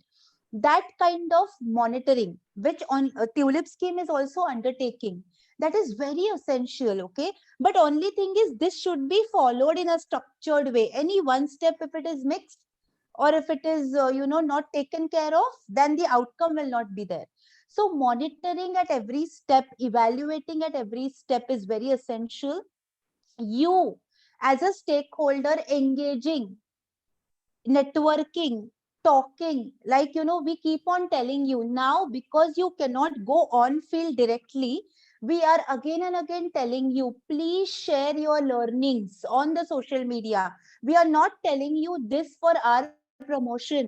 We are The thing is, when you share what you're doing on the social media and when you tag, okay, when you have the stakeholder engagement, strategic partnership and strategic communications, the benefit is somebody in my profile, somebody in Pradeep ji's profile might see you. They might see that, okay, this person has talent. They might approach you. You can come back and you can check whether that person is genuine with us, and you can get a job. You can get an entrepreneurship idea with that person, and you can get a partner in that person, because that has happened a lot with me, that has happened with Arpita ji, that has happened with others also. So we request you that when and even in this tulip scheme, that is one of the important steps: stakeholder engagement, strategic partnerships with different people, strategic communications virtually as well as real time on field. That is going to help you in capacity development, that is going to help you in your capacity building, that is going to help you in your holistic development. And last but not the least, your power together can influence the change which is required for the future. Okay, your power can influence the change which is required in the future. So as I conclude, I just tell you one thing, that the tulip scheme has a beautiful vision. Okay, the vision is all the three triple helix coming together. That is the Ministry of Human Resource Development, Ministry of Housing and Urban Affairs, and the educational institutes, AICT. AICT is who? You people are the face of the AICT coming together. So there is a vision, but only vision is not going to help us. Vision without action will only keep this scheme as a dream. It will only be the dream. It will not be a reality. With only taking action but no vision, like suppose if you enter into any kind of internship, you enter into taking benefit of any kind of scheme, and you only keep on taking action but you don't know what is your final vision, that will only lead to you passing time. But when you combine vision and action together, you can change the world.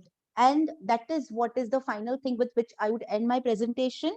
These are the links. So Pradeep sir would, I think the IT team will upload this presentation in the Google Drive, and you will get access to these all links also, where more information will be given. And with this, I conclude. Once again, I'll stop sharing the presentation. Once again, I express my gratitude to Pradeep sir for the trust in me and for guiding me through this entire process, and Arpita ji for giving me the opportunity to present in front of the youth. And I want Pradeep sir to add few words, because I know he'll be having real time experience with this scheme. So Pradeep sir, if you could please also mentor the interns and add Yeah. few words on this particular scheme, it would help a lot to us all. Thank you once again. Thanks, Kasturji. It was awesome actually to hear you and see your presentation, how the tools is working. I would like to know from the interns perspective, what are the two policies actually this tool is focusing? If you could let me know, what are the two major policies TULIP is actually focusing on? Any of the intern can actually either write on the chat box or unmute yourself and can say.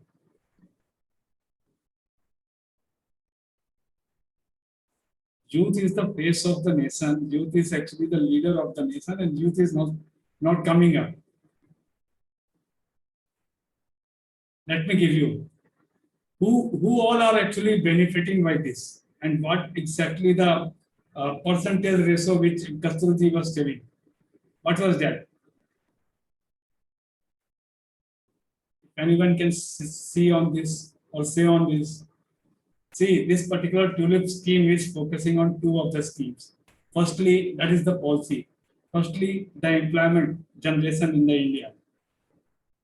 You see, the larger scope of TULIP scheme is to create the employment. And that is the first policy this is actually undertaking.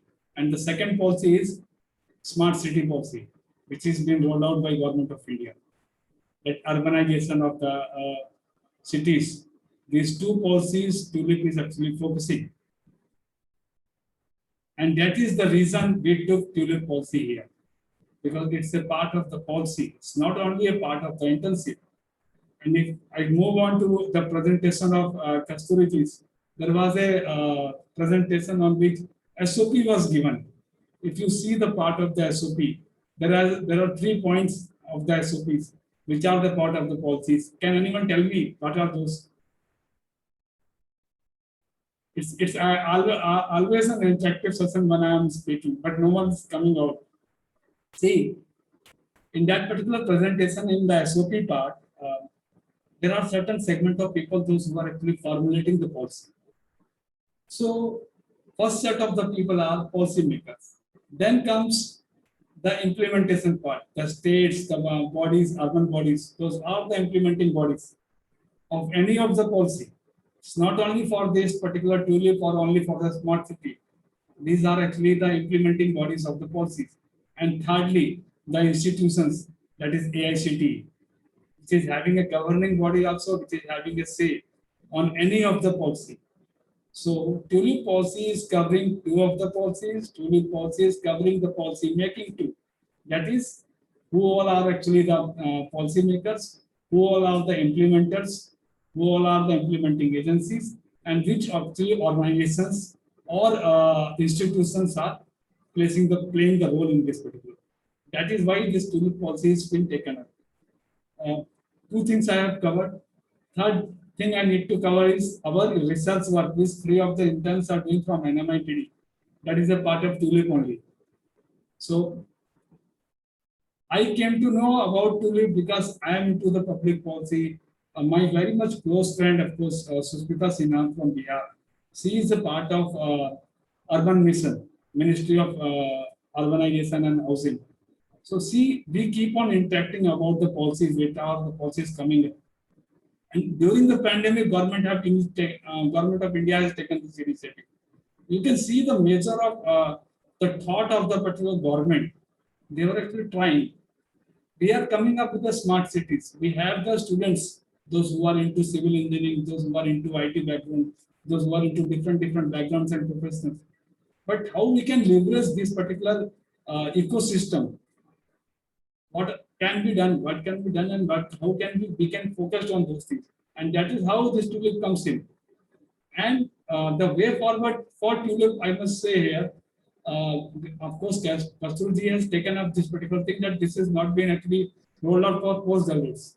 But there is a part of TULIP scheme where it is saying that TULIP is not only for the graduates, it's for below the graduate students too.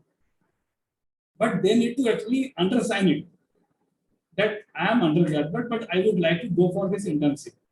And once they submit that particular document, they are the part of that particular internship. The process is very smooth, it's very much transparent if you go with the TULIP scheme. Student need to register himself or herself. As an NGO, as a professional body, I am also registering. I am posting my, of course, job vacancy, that is internship on that particular platform. Mandating it, what are the cities I am looking for, what are the students I am looking for, what are the qualifications I am looking for. And if there is a mapping between the student and the particular internship, students actually go for it. They fill up the form, they submit all the documents.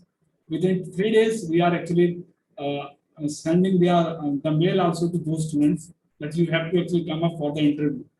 And during pandemic, I have to have conducted the interview for my researcher from Maharashtra for 2 of the students. Under this TULIP only, they need to come up, they need to present their presentation, they need to actually present their documentation also, and they are actually submitting their document as an attachment. We keep on verifying. Even we are generating an offer letter to them through this particular TULIP website only. We cannot source any of the offer letter out of the TULIP scheme or out of the TULIP website. That is how the TULIP, of course, is supporting, and that is what the transparency of this particular TULIP scheme. This is why I took the TULIP scheme. Once the TULIP scheme was there, I, of course, had discussed with Kasturji also. She was also looking out that this scheme is there, of course, on the board. I was not aware of. So students and institutions are still not aware about this particular schemes which are actually on the ground and supporting the students. Secondly, and the lastly, of course, if you go through these TULIP schemes, or if you go to any of the internship where you are rigorously working for your development, either you work for the presentation, or you work for the team presentation, or you work for competitive level among your teams, you are actually upskilling your soft skill, and you are of course upgrading your knowledge too. So that is how the internship is always working on. We send you this SDG, you might be going through this TULIP also SDGs are covering. If you go now, if you go on actually looking out around you, you will be finding all the SDGs working around you only, because you are now aware about this particular SDGs. Likewise, if you go to any of the professional world, if you go to any of the corporate world, the design thinking is working for each and everything, even for creating a form, even for generating a Google form, design thinking is working. And there are the steps for it. Those steps need to be actually adhered to. Nothing much to say. Gyan bahut ho gaya. I do agree on that. Thanks, Kasturi. I request IT team to actually present a gratitude certificate to our honorable resource person, Dr. Kasturi Nayak. Thank you, ma'am, for being with us. Thank you for enlightening. Thanks for being with us, and thanks for enlightening our interns, not only from NMITD, for all our interns, those who are with us and learning on this. Teaming is going on, and teaming is in format of TULIP also. So do enjoy this segment also, and I request Arpita ji to actually move on for the next questions. Thanks, editing. You can close the sharing. Thanks, Pradeep ji. What a beautiful presentation. Thank you once again, sir. What a beautiful presentation by Dr. Kasturi Nayak. You know, I love the way she has in-synced our vision of the change makers with the TULIP. So thanks, Kasturi ji, for mentioning that. And now we move on to our third session, mentored by Dr. Shivani Mishra, where she will be mentoring our students on My Government app. My dear students, let me tell you that My Government app is designed as a citizen engagement platform, and citizens can log in and share their suggestions, feedbacks, and ideas with central ministries and other government institutions through this app. And through this, users of this app can also join discussion, take polls, and form groups around the topics of their interest. It's very proud and privileged to invite Dr. Shivani Mishra on board of the ANB. Before that, a short, brief profile of her. She has 19 years of experience as a social work educator and presently working as director at the Department of Social Work, Sardar Patel University. To her credit, she has published 5 books, 36 papers in national and international journal, 11 research projects, and 81 sessions based on general research and current affairs. We are glad to have you on board with us, ma'am. Over to you. I think you are on mute, ma'am. Thank you so much. And thank you for inviting me.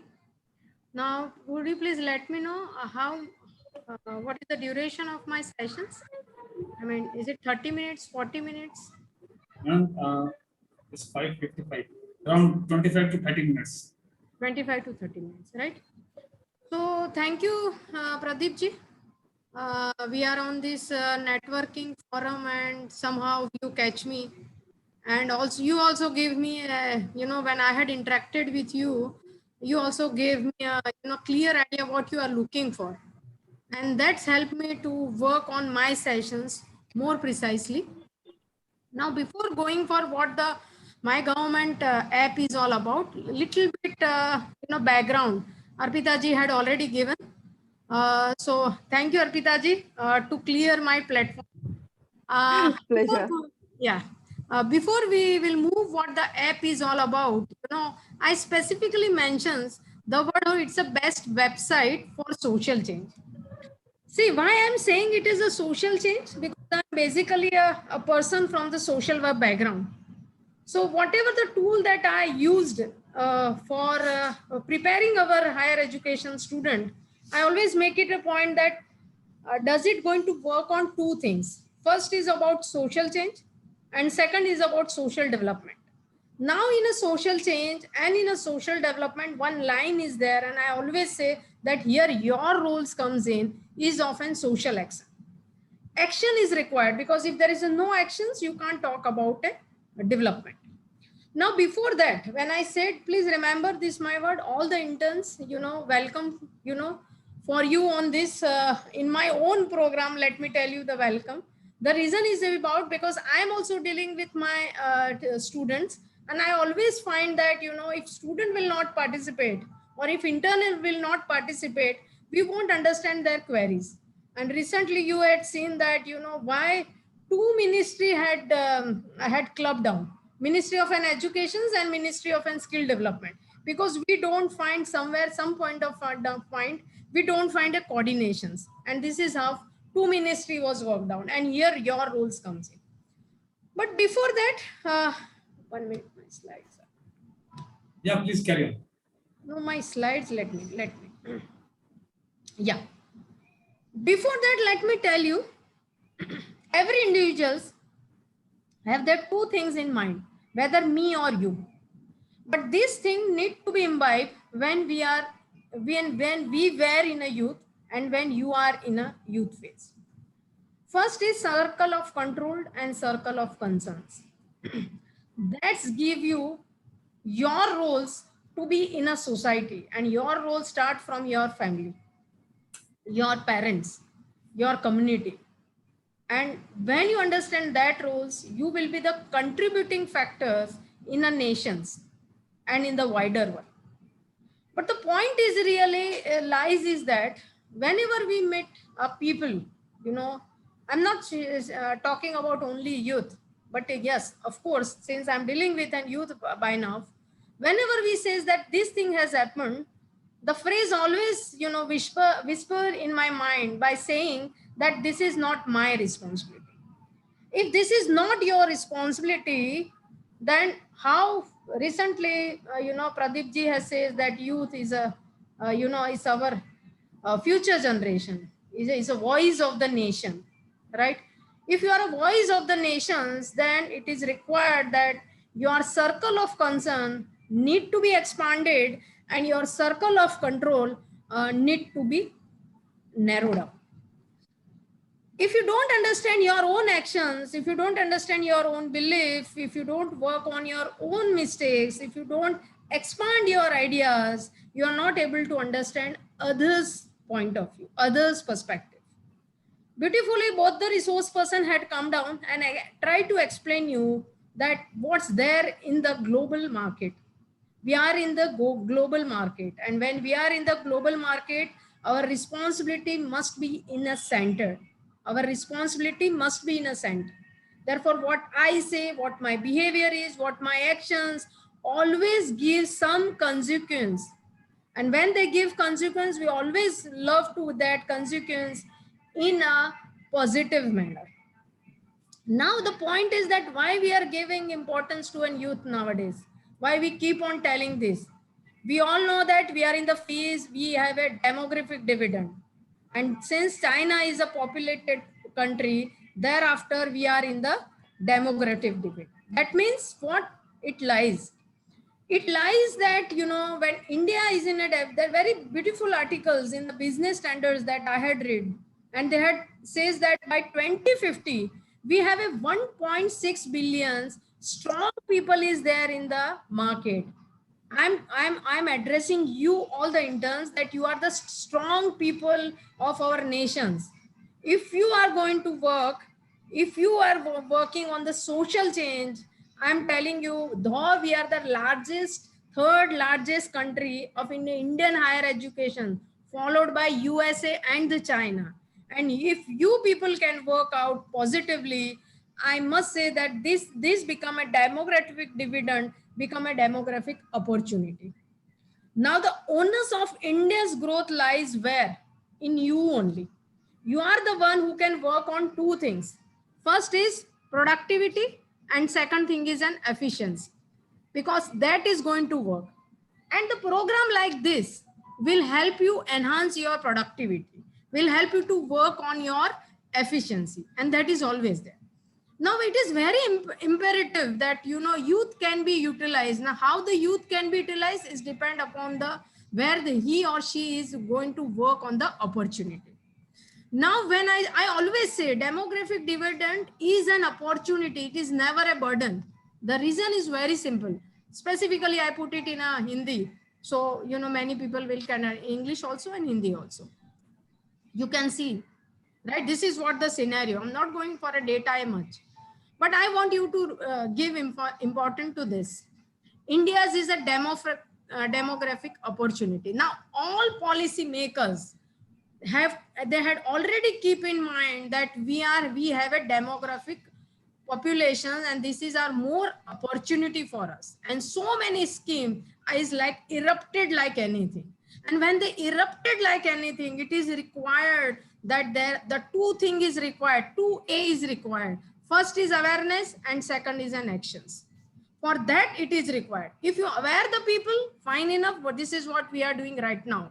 But if they are not taking an actions, that gap one has to understand. That gap we have to understand as an educator. That gap we have to understand as an policy makers. That gap we have to understand as an teachers, as an parents, and whatever the responsible citizen we are considering ourselves. We are responsible and we have to make them a responsible. So the process that I am doing right now with you, I always considered myself as responsible, but my first responsibility will come if I am going to educate a youth. So this is what the population scenario you will find out. This is what our working age populations, and we are very, lucky enough that this working age population is still with us. So if this working age population is still with us, what will come? You know, what will come? The ideas will come. The innovations will come. The World Economic Forum and one of the resource person, I think second resource person, she has come down that, you know, creative thinking and critical thinking is required. Our national education policy had give much importance to the critical thinking. And the reason is why? Because the World Economic Forum has rightly said that if you want to work, you know, if you want your youth to be a fruitful populations, please, please, please work on the 2C, that is creativity and the critical thinking. And this is how so many skills are required. And I myself has started one of the course specifically on the skills with my student is often life skills educations. Right? This is the story that I will share you at the end of the presentation. Now, when I talk about the skills, and I had already said with you that Ministry of Education and the skill development, why they are going to be clubbed. This is the skills every interns is required. It's an exhaustive one. Don't consider it as an indicative one.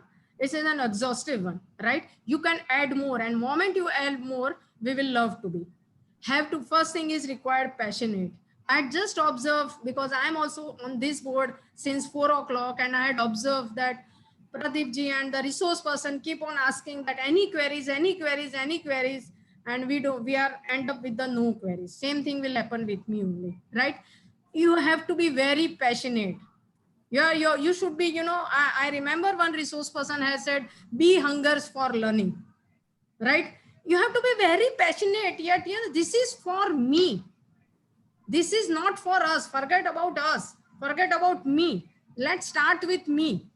We always said that, you know, whatever the skills you will give, the hard skills you will give, if it is not going to work, if you don't give the skills of and life skills or the soft skills or social emotional skills, whatever the skills you want to equip your youth, that is required. So passionate is not an hard skill. You are good at. I had found out that many technical background people are over here. So it's fine enough. You are good at technology. You are good at everything. But if passionate is not there, work ethic is not there, what for, why for? See, I'm also leading one program on, not to say what I'm doing, just to give an example that I'm also in one of the coordinator of student startup innovation program of our university.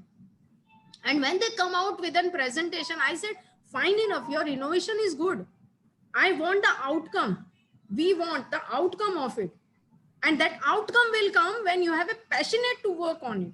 Entrepreneurial skills is required. It doesn't mean that every time you will start with, you know, I want something different, creative. No. And you have the example of various entrepreneur, that they start with an failure and end up with an success. OYO is the best example of it. Entrepreneurial style is required. Problem solving concept is required, and once for all is required is of self-discipline. I heard many a times, just read the quotes of an Bill Gates and you will come to know that, you know, I want the people, if it is self-discipline, I love to go it. And the Steve Jobs is the best example of it, right? You love your freedom and we love to maintain your freedom, but it is required independent of thinking process, independent of not roaming here and there, independent of thinking process is required, and that is required. And if you have an independency of it, the program like this is help you to work on. And the resilient approach, youth, if they don't have a patience, the resilient approach will not come. I always say that creativity is not a overnight job. It is required have a imaginations, and then you can turn into creativity. Then you can go for a critical thinking. So resilience approach is required. If that shows, of course you are going to work. Many examples. I'm not here to tell you who have done the resilience. Just type on it. And if you want to work on thought provoking process, you will come to know many youth by now. Ask any entrepreneur, ask any youth, and you will come to know that you will done it in the 2 or 3 attempts. You met an UPSC people and they will say you that we have done number of an attempt and we have conduct. It's the best example of resilient. So this is what I want to start with and background. We'll try to understand that, you know, when the youth is come, I always consider that I am dealing with my own student, which I am working on. So now come down toward the platform. See, remember, this platform, Arpita ji has already said that it is a citizen engagement. She had already mentioned. So this is very innovative platform. But it doesn't mean that it is innovative, so our responsibility is not there. Bhai, your responsibility is first. Then the platform like the schemes like TILIP, the schemes like TILIP like GOV will work out. See, youth participations is required. Youth partnerships. Yeah, now the concept is started from participations to partnerships. Whenever we start any program at our institute, I always say to my faculty that go for a partnership. Don't only look for a participation, but because if the partnerships will come, their sense of ownerships will come. Therefore, partnership is required. So this app is of same thing. It's talking about growth, it's talking about development, but everything will come when it is a partnership. So citizen-centric platform, keeping the citizen in mind, every people had come down. Every people had come down and tried to work on the good governance. Now, let me tell you, if you are going to say that India is the best example of a welfare state, but this is incomplete sentence if you don't add the good governance. If you don't add the good governance. And one of the example of good governance is talking about transparency. Let me tell you why I'm saying so. I had done one research in the 2003. Yes, I had done one research on the good governance on 2003. I want to understand the poverty circles, why they are not working on these poverty circles, why they are still it is. So many schemes are there, everything is there, but why it is not there. And I found is that is often lacking of a good governance. I'm talking about the year 2001. Yeah, 2001, 2003 I had completed. So 2001 I had completed. We did, we aware them that this is the schemes for you. We are not working on the process. We are not working on the steps. We are not working on the implementations properly. And then you are saying is a good governance? No. But now the point is when I'm targeting, when I'm saying that India is a working, they are the globalized world. We have a people, we are the third largest people in economic, in higher education. If I keep on saying this, then only it will work down when I'm working on the good governance. Now, it's often citizen, we have done it. So very important word is often disseminate information. Very important word which you people have, because every word carrying so many things. Every word will carrying so many things. We have covered this, but now this and this. Every word is carrying so many things. Now when I use so many things is what? Let me be a specific. Disseminate informations. I as a social worker, I am a change agent. You people are change agent. Change agent who is working on the change. Who is working? So people who is working on the change is called as a change agent. You are a change agent, right? I am now playing the role of a change agent. When I'm working on the change agent, it is required that every people will be equipped with an informations. Every people is equipped with an informations. Now the point lies here over here.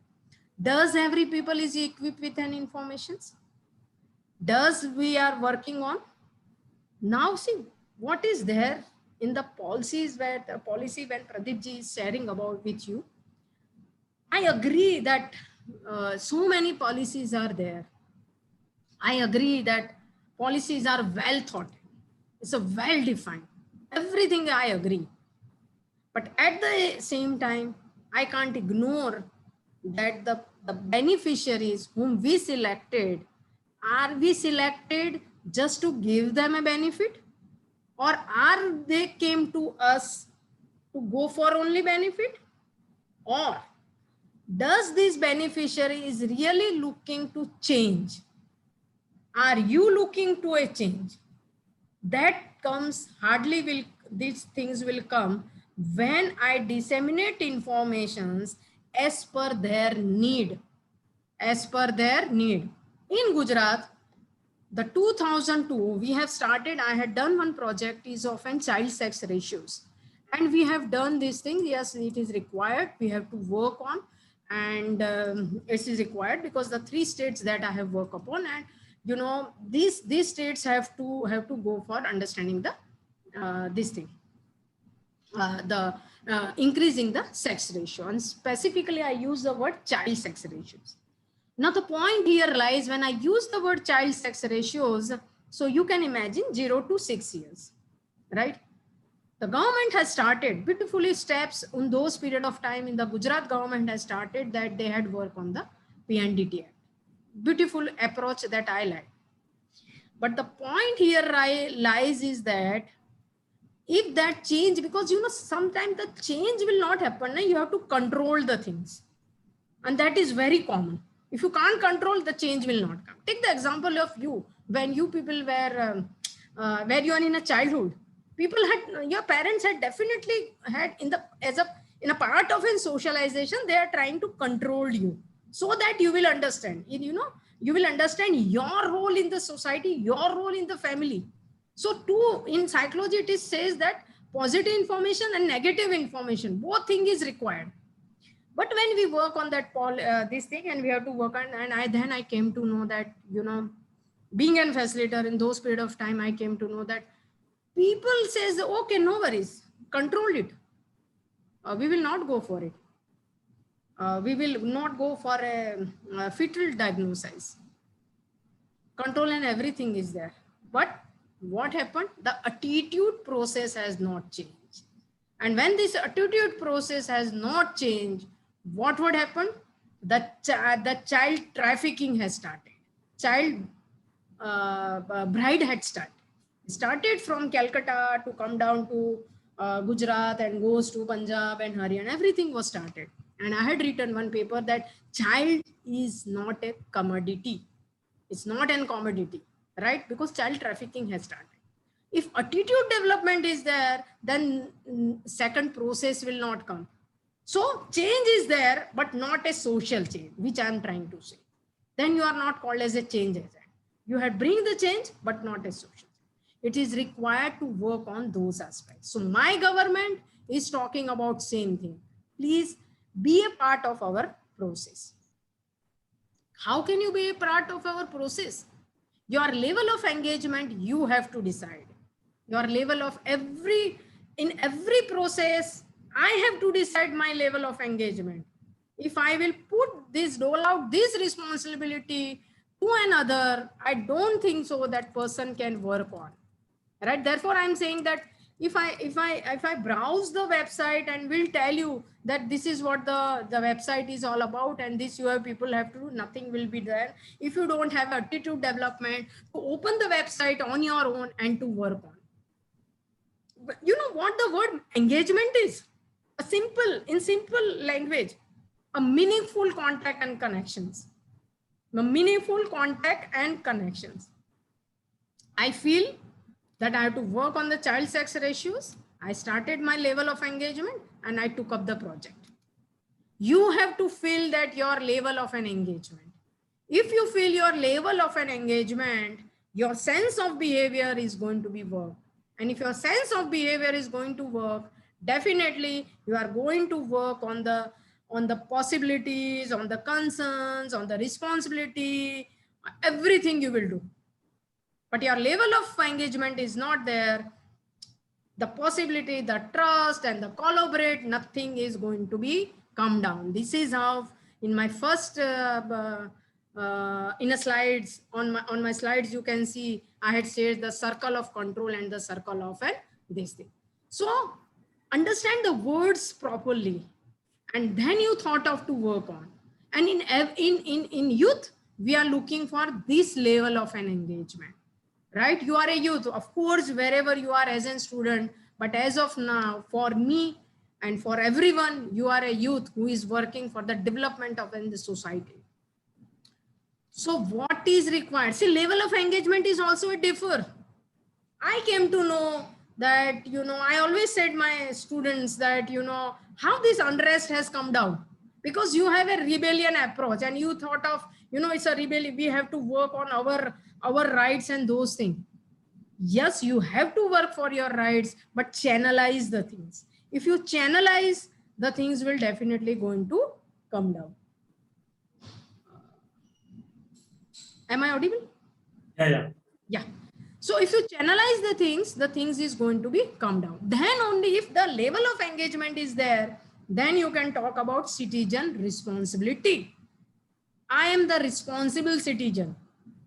This is how I have started one approach is often, share the voice that Pradeep ji has said. I have started in one of the program is often voice of the youth in the name of a democracy cafe that we have started in our organizations, where youth will come down and will say that what is their civic responsibility.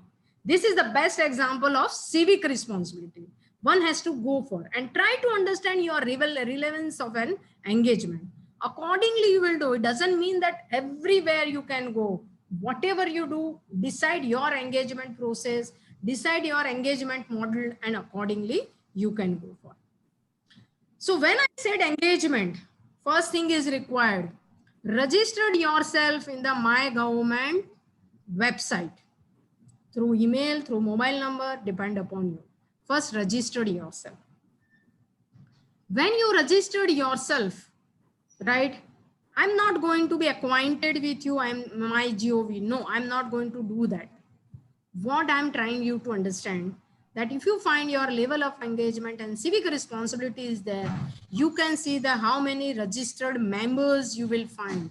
It's a 2 hours before that I have took this screenshot from my account, right? And I could see, you can see how many people I have registered. At least this gives the signs of their civic responsibility. When I said citizen centric, this is the best example of it. Now the point lies here. There are so many tasks that one has to do. So many tasks that one has to do. They have to decide about their task and they have to work upon that. The task that how they will go for. Now that the example. See, you can see the task bar over here, right? When you see the task bar over here, you can see the group is written over there. Do, discuss, poll survey, blog, and the talk. Let me give the best example. The UA scheme that this scheme has started, right? We have so many Indianized literature is with us, but we never explore. so many good thoughts, not only thoughts, insight from the youth that we have, but we have explored in terms of exams only. So therefore it is required that this UA mentorships, go on the website and check on your own. You will find that UA mentorships, writing mentorships they had started. It's such a wonderful project they have started. So that youth will come down and share their thoughts. The mentoring will going to work out because, you know, I have so many thoughts in my mind, but I don't know how to articulate that my thoughts. It is nothing going to be worked out. Right, this is what, by showing the slides, what I have done. I have articulate my thoughts with you. I'm taking another 5 minutes to go, right? So I have given it 20 minutes, but again 5 minutes just give me, right? So I have to articulate my thoughts, and that thoughts is going to be worked out. And this is the best example of the UA schemes. Such a wonderful scheme the government started. The you are going to be get a platform of it. Even the people like us is also get a good platform about it. So come down to this activity task, you will come to know that the groups is there. The groups you have to decide where you would like to go. As per your preference, you can go for, you will find science and technology, you will find civil aviations, you will find Ministry of Law and Justice, everything you will find over there, right? You select the groups, find out to it, try to understand your process, how you can be part of it, and then go for an actions. I keep on telling you, if there is no actions, nothing is going to be worked out. So do is a part of and that actions. So many contests they have started nowadays. We are working on the Olympics, and they have started the slogan making contest, right? This is the best way of to work on your critical thinking and the creativity. It's the best way of working our imaginations. They are invited many things. They have invited that how we can very super course I find over here is of orientation course on non-violent communications. I really like that course. Enrolled it if you are interested. Try to go for it. It's a do part that you are. You will find a colleague like you. You will find the mentors like us over there. And of course, I'm not talking about me, but many mentors you will find over there. And that mentors will help you out to share your suggestions, you know, everything, what the, because, you know, many a time recently they had come down the live streaming of recording of court proceeding. Such a wonderful part. This is the best example of good governance. We have so many thoughts in our mind. You know, whenever any court verdict is come, in the COVID time, so many court verdict had come down. Transparency government had done. People have not understand this part. They have beautifully started live streaming and I think recording of court proceeding. You challenge them, they will open themselves. This is the best example of today's government that they are doing. Here I'm not going to work on the advocacy part. I'm saying that when you say the good governance, you have to give an example of it. And this is the best example you will find in the that is the discussions part you will find. They will also go for the poll survey, and they take the example all up in poll survey they have started. Recently we have done down the yoga one that we have done. This is what they have worked on it, and the poll surveys they have gone for, because my student participated in it, that I have read. Blogs they had, it's required. They come around with the blogs. They give you chance of the blogs, and what they will give you chance of an mentorships. Tell me that where you will get, you just write down, you go for you, because you people have are the regular users of Instagram and the Facebooks. You will come to know in Instagram, yes, we are ready to mentor you, we are ready to improve your writing skills and those and that. And what happened? At the end of the day, you will get the charge. I always say it is not the charge, it is a charge sheet for me. You know, I have to going to be work on it, and then catch me, and then I will do. And then I realize, oh, no, it's the best people there. The people from your own states, the people from your own country is going to be worked on. So this is what an important thing is that people are saying, we are the use, give us the platform. The talk is the best example over here. You find this talk is such a wonderful over there. Have a explore on it, right? Point, you know, Man Ki Baat you will find nowadays over there. Put your suggestions over there and things will go down, right? Don't think that change will come. I will do something more things and the change will come. No, in that way, change will not going to come. And with that aspects, my last thing which I would like to share with you is that be first find change in you, and that change will come, right? If I want to say that I should be, very self-disciplined in my when I'm dealing with the student should be very self-disciplined when I'm going to, whenever I have sessions with them, and I'm telling you by their name, not respecting them. And if they're going to answer any question, I'm saying, oh, did you read?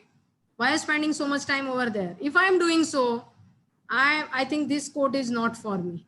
It is quote for all those people who are not following the what I am saying, right? So be a change of it. So if I want my student to be self-disciplined, I have to be there in my class at 11 o'clock, whether it is online and offline. I have to be there, right? So then only they will learn. I think instead of giving example of Mahatma Gandhi, or if instead of giving example of Arpita ji or Pradeep ji, let students should give example of me. Yes, she is there. Then only the change will come. So with these notes, I'm really thankful to organizers, Pradeep ji, Arpita ji, for giving me an opportunity to share my thoughts with you. And I'm really like my government, even way back I have started, and then with my daily routine, I didn't see the recent development of it. And moment Pradeep ji gave me that banner, I said, oh my goodness, now I have to look to that what development is. So thank you, Pradeep ji. Thanks a lot. Thanks, Sivanima. It was wonderful to hear you how exactly we can actually nourish our youth first. Once we are talking about the youth, the loci of the concern self-care, I keep on, I actually went out somewhere in my college days when I was reading out that particular pyramid during my MBA classes, how that loci concern is there. And then moving on to my PG level, we were discussing about these things. Of course, it is very much required for younger generation to look on for loci of concern, and loci of course the career per se also. It is very much required. Yes. Secondly, you have taken up nicely, of course, this particular MyGOV, because MyGOV is talking about the engagement, and all those polls, surveys, participation, quiz, talk is actually a form of engaging the people. To see MyGOV, you have Government of India and the people, those who are working behind this for this MyGOV, that is NIC people, they have this vision that how to engage the people. What all actually are the things which keeps on interesting the people around us? What are the things which are keep on interesting youth? So that is how they have actually taken up all these group activities, do's, discussions, home surveys, and all. Let me give you some of the data. Of course, it's been reflected there, but the collaboration which Shivani Madam was discussing, that if you really required to work on, and if you really required people to work with the ownership, that collaboration work comes in.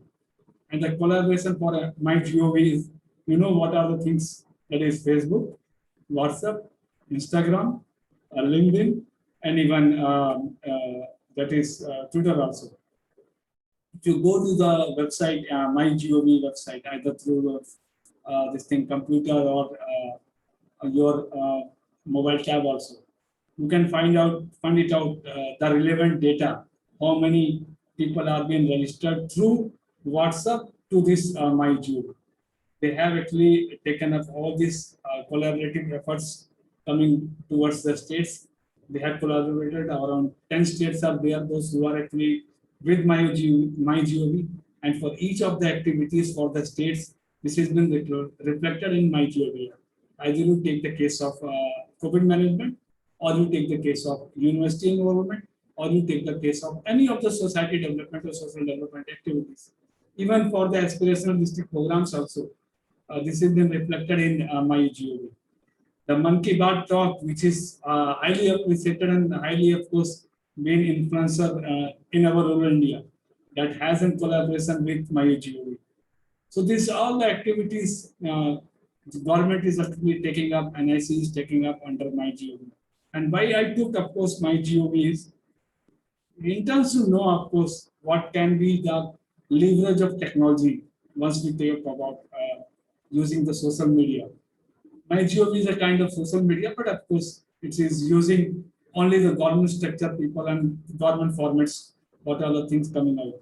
But I do agree, once I was in the World Bank project, I was discussing with some of the people those who are very much fascinated about MyGov.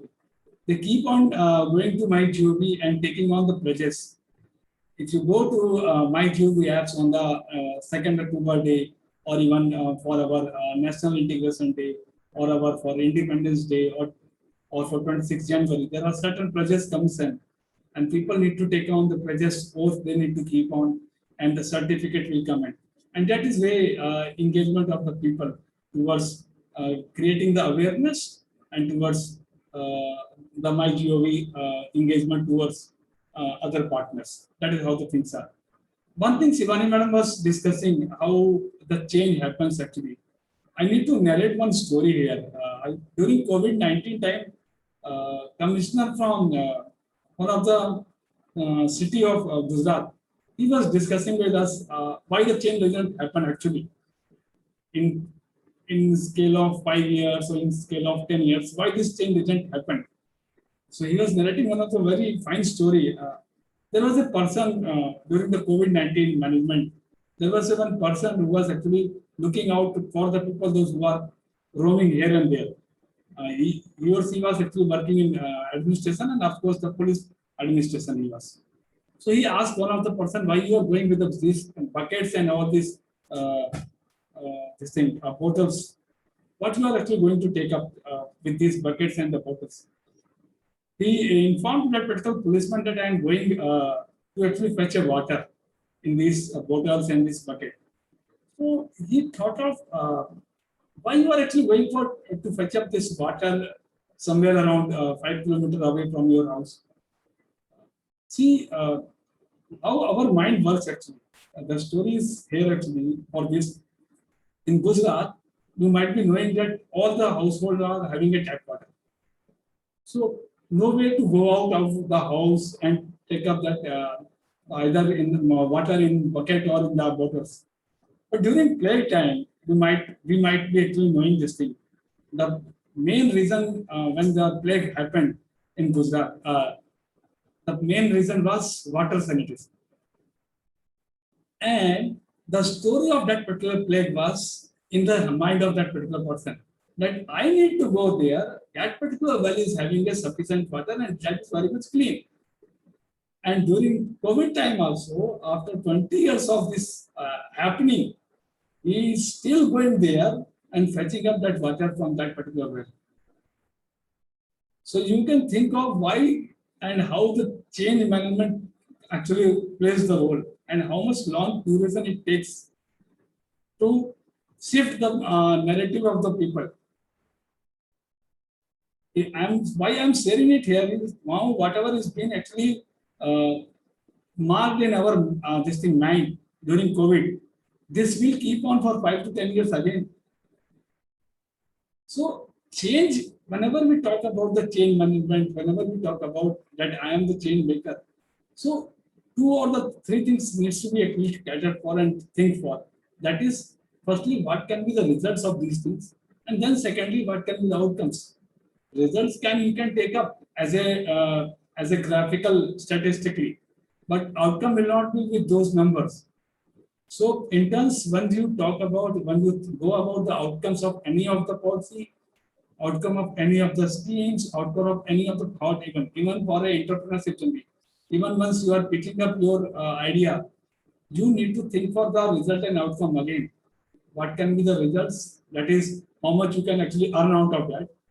But the outcome, how many people you can enroll for the job, that is what the outcome is.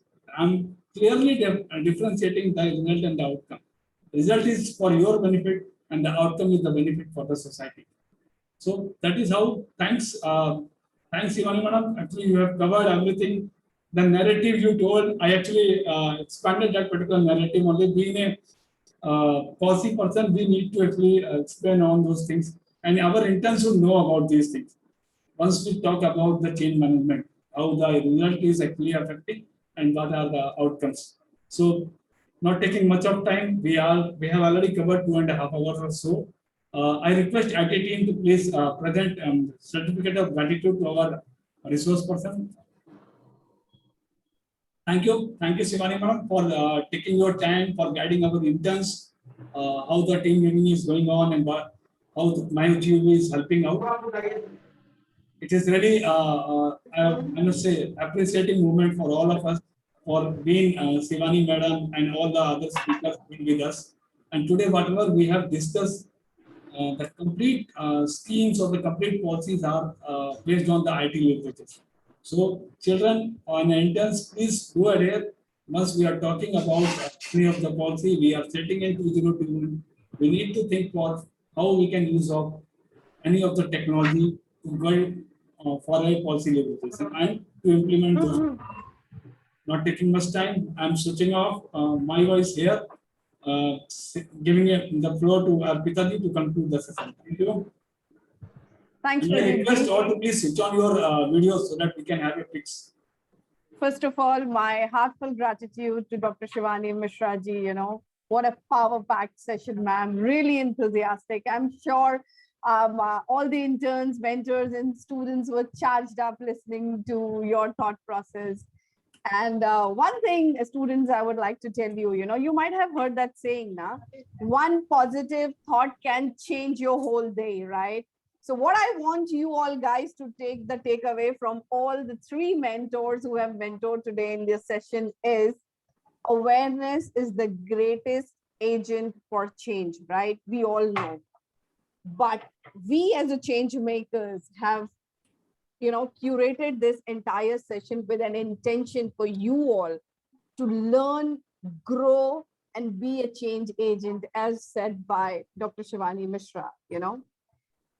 The educators are putting their energies in you. Why? Because they want to see their reflection in you.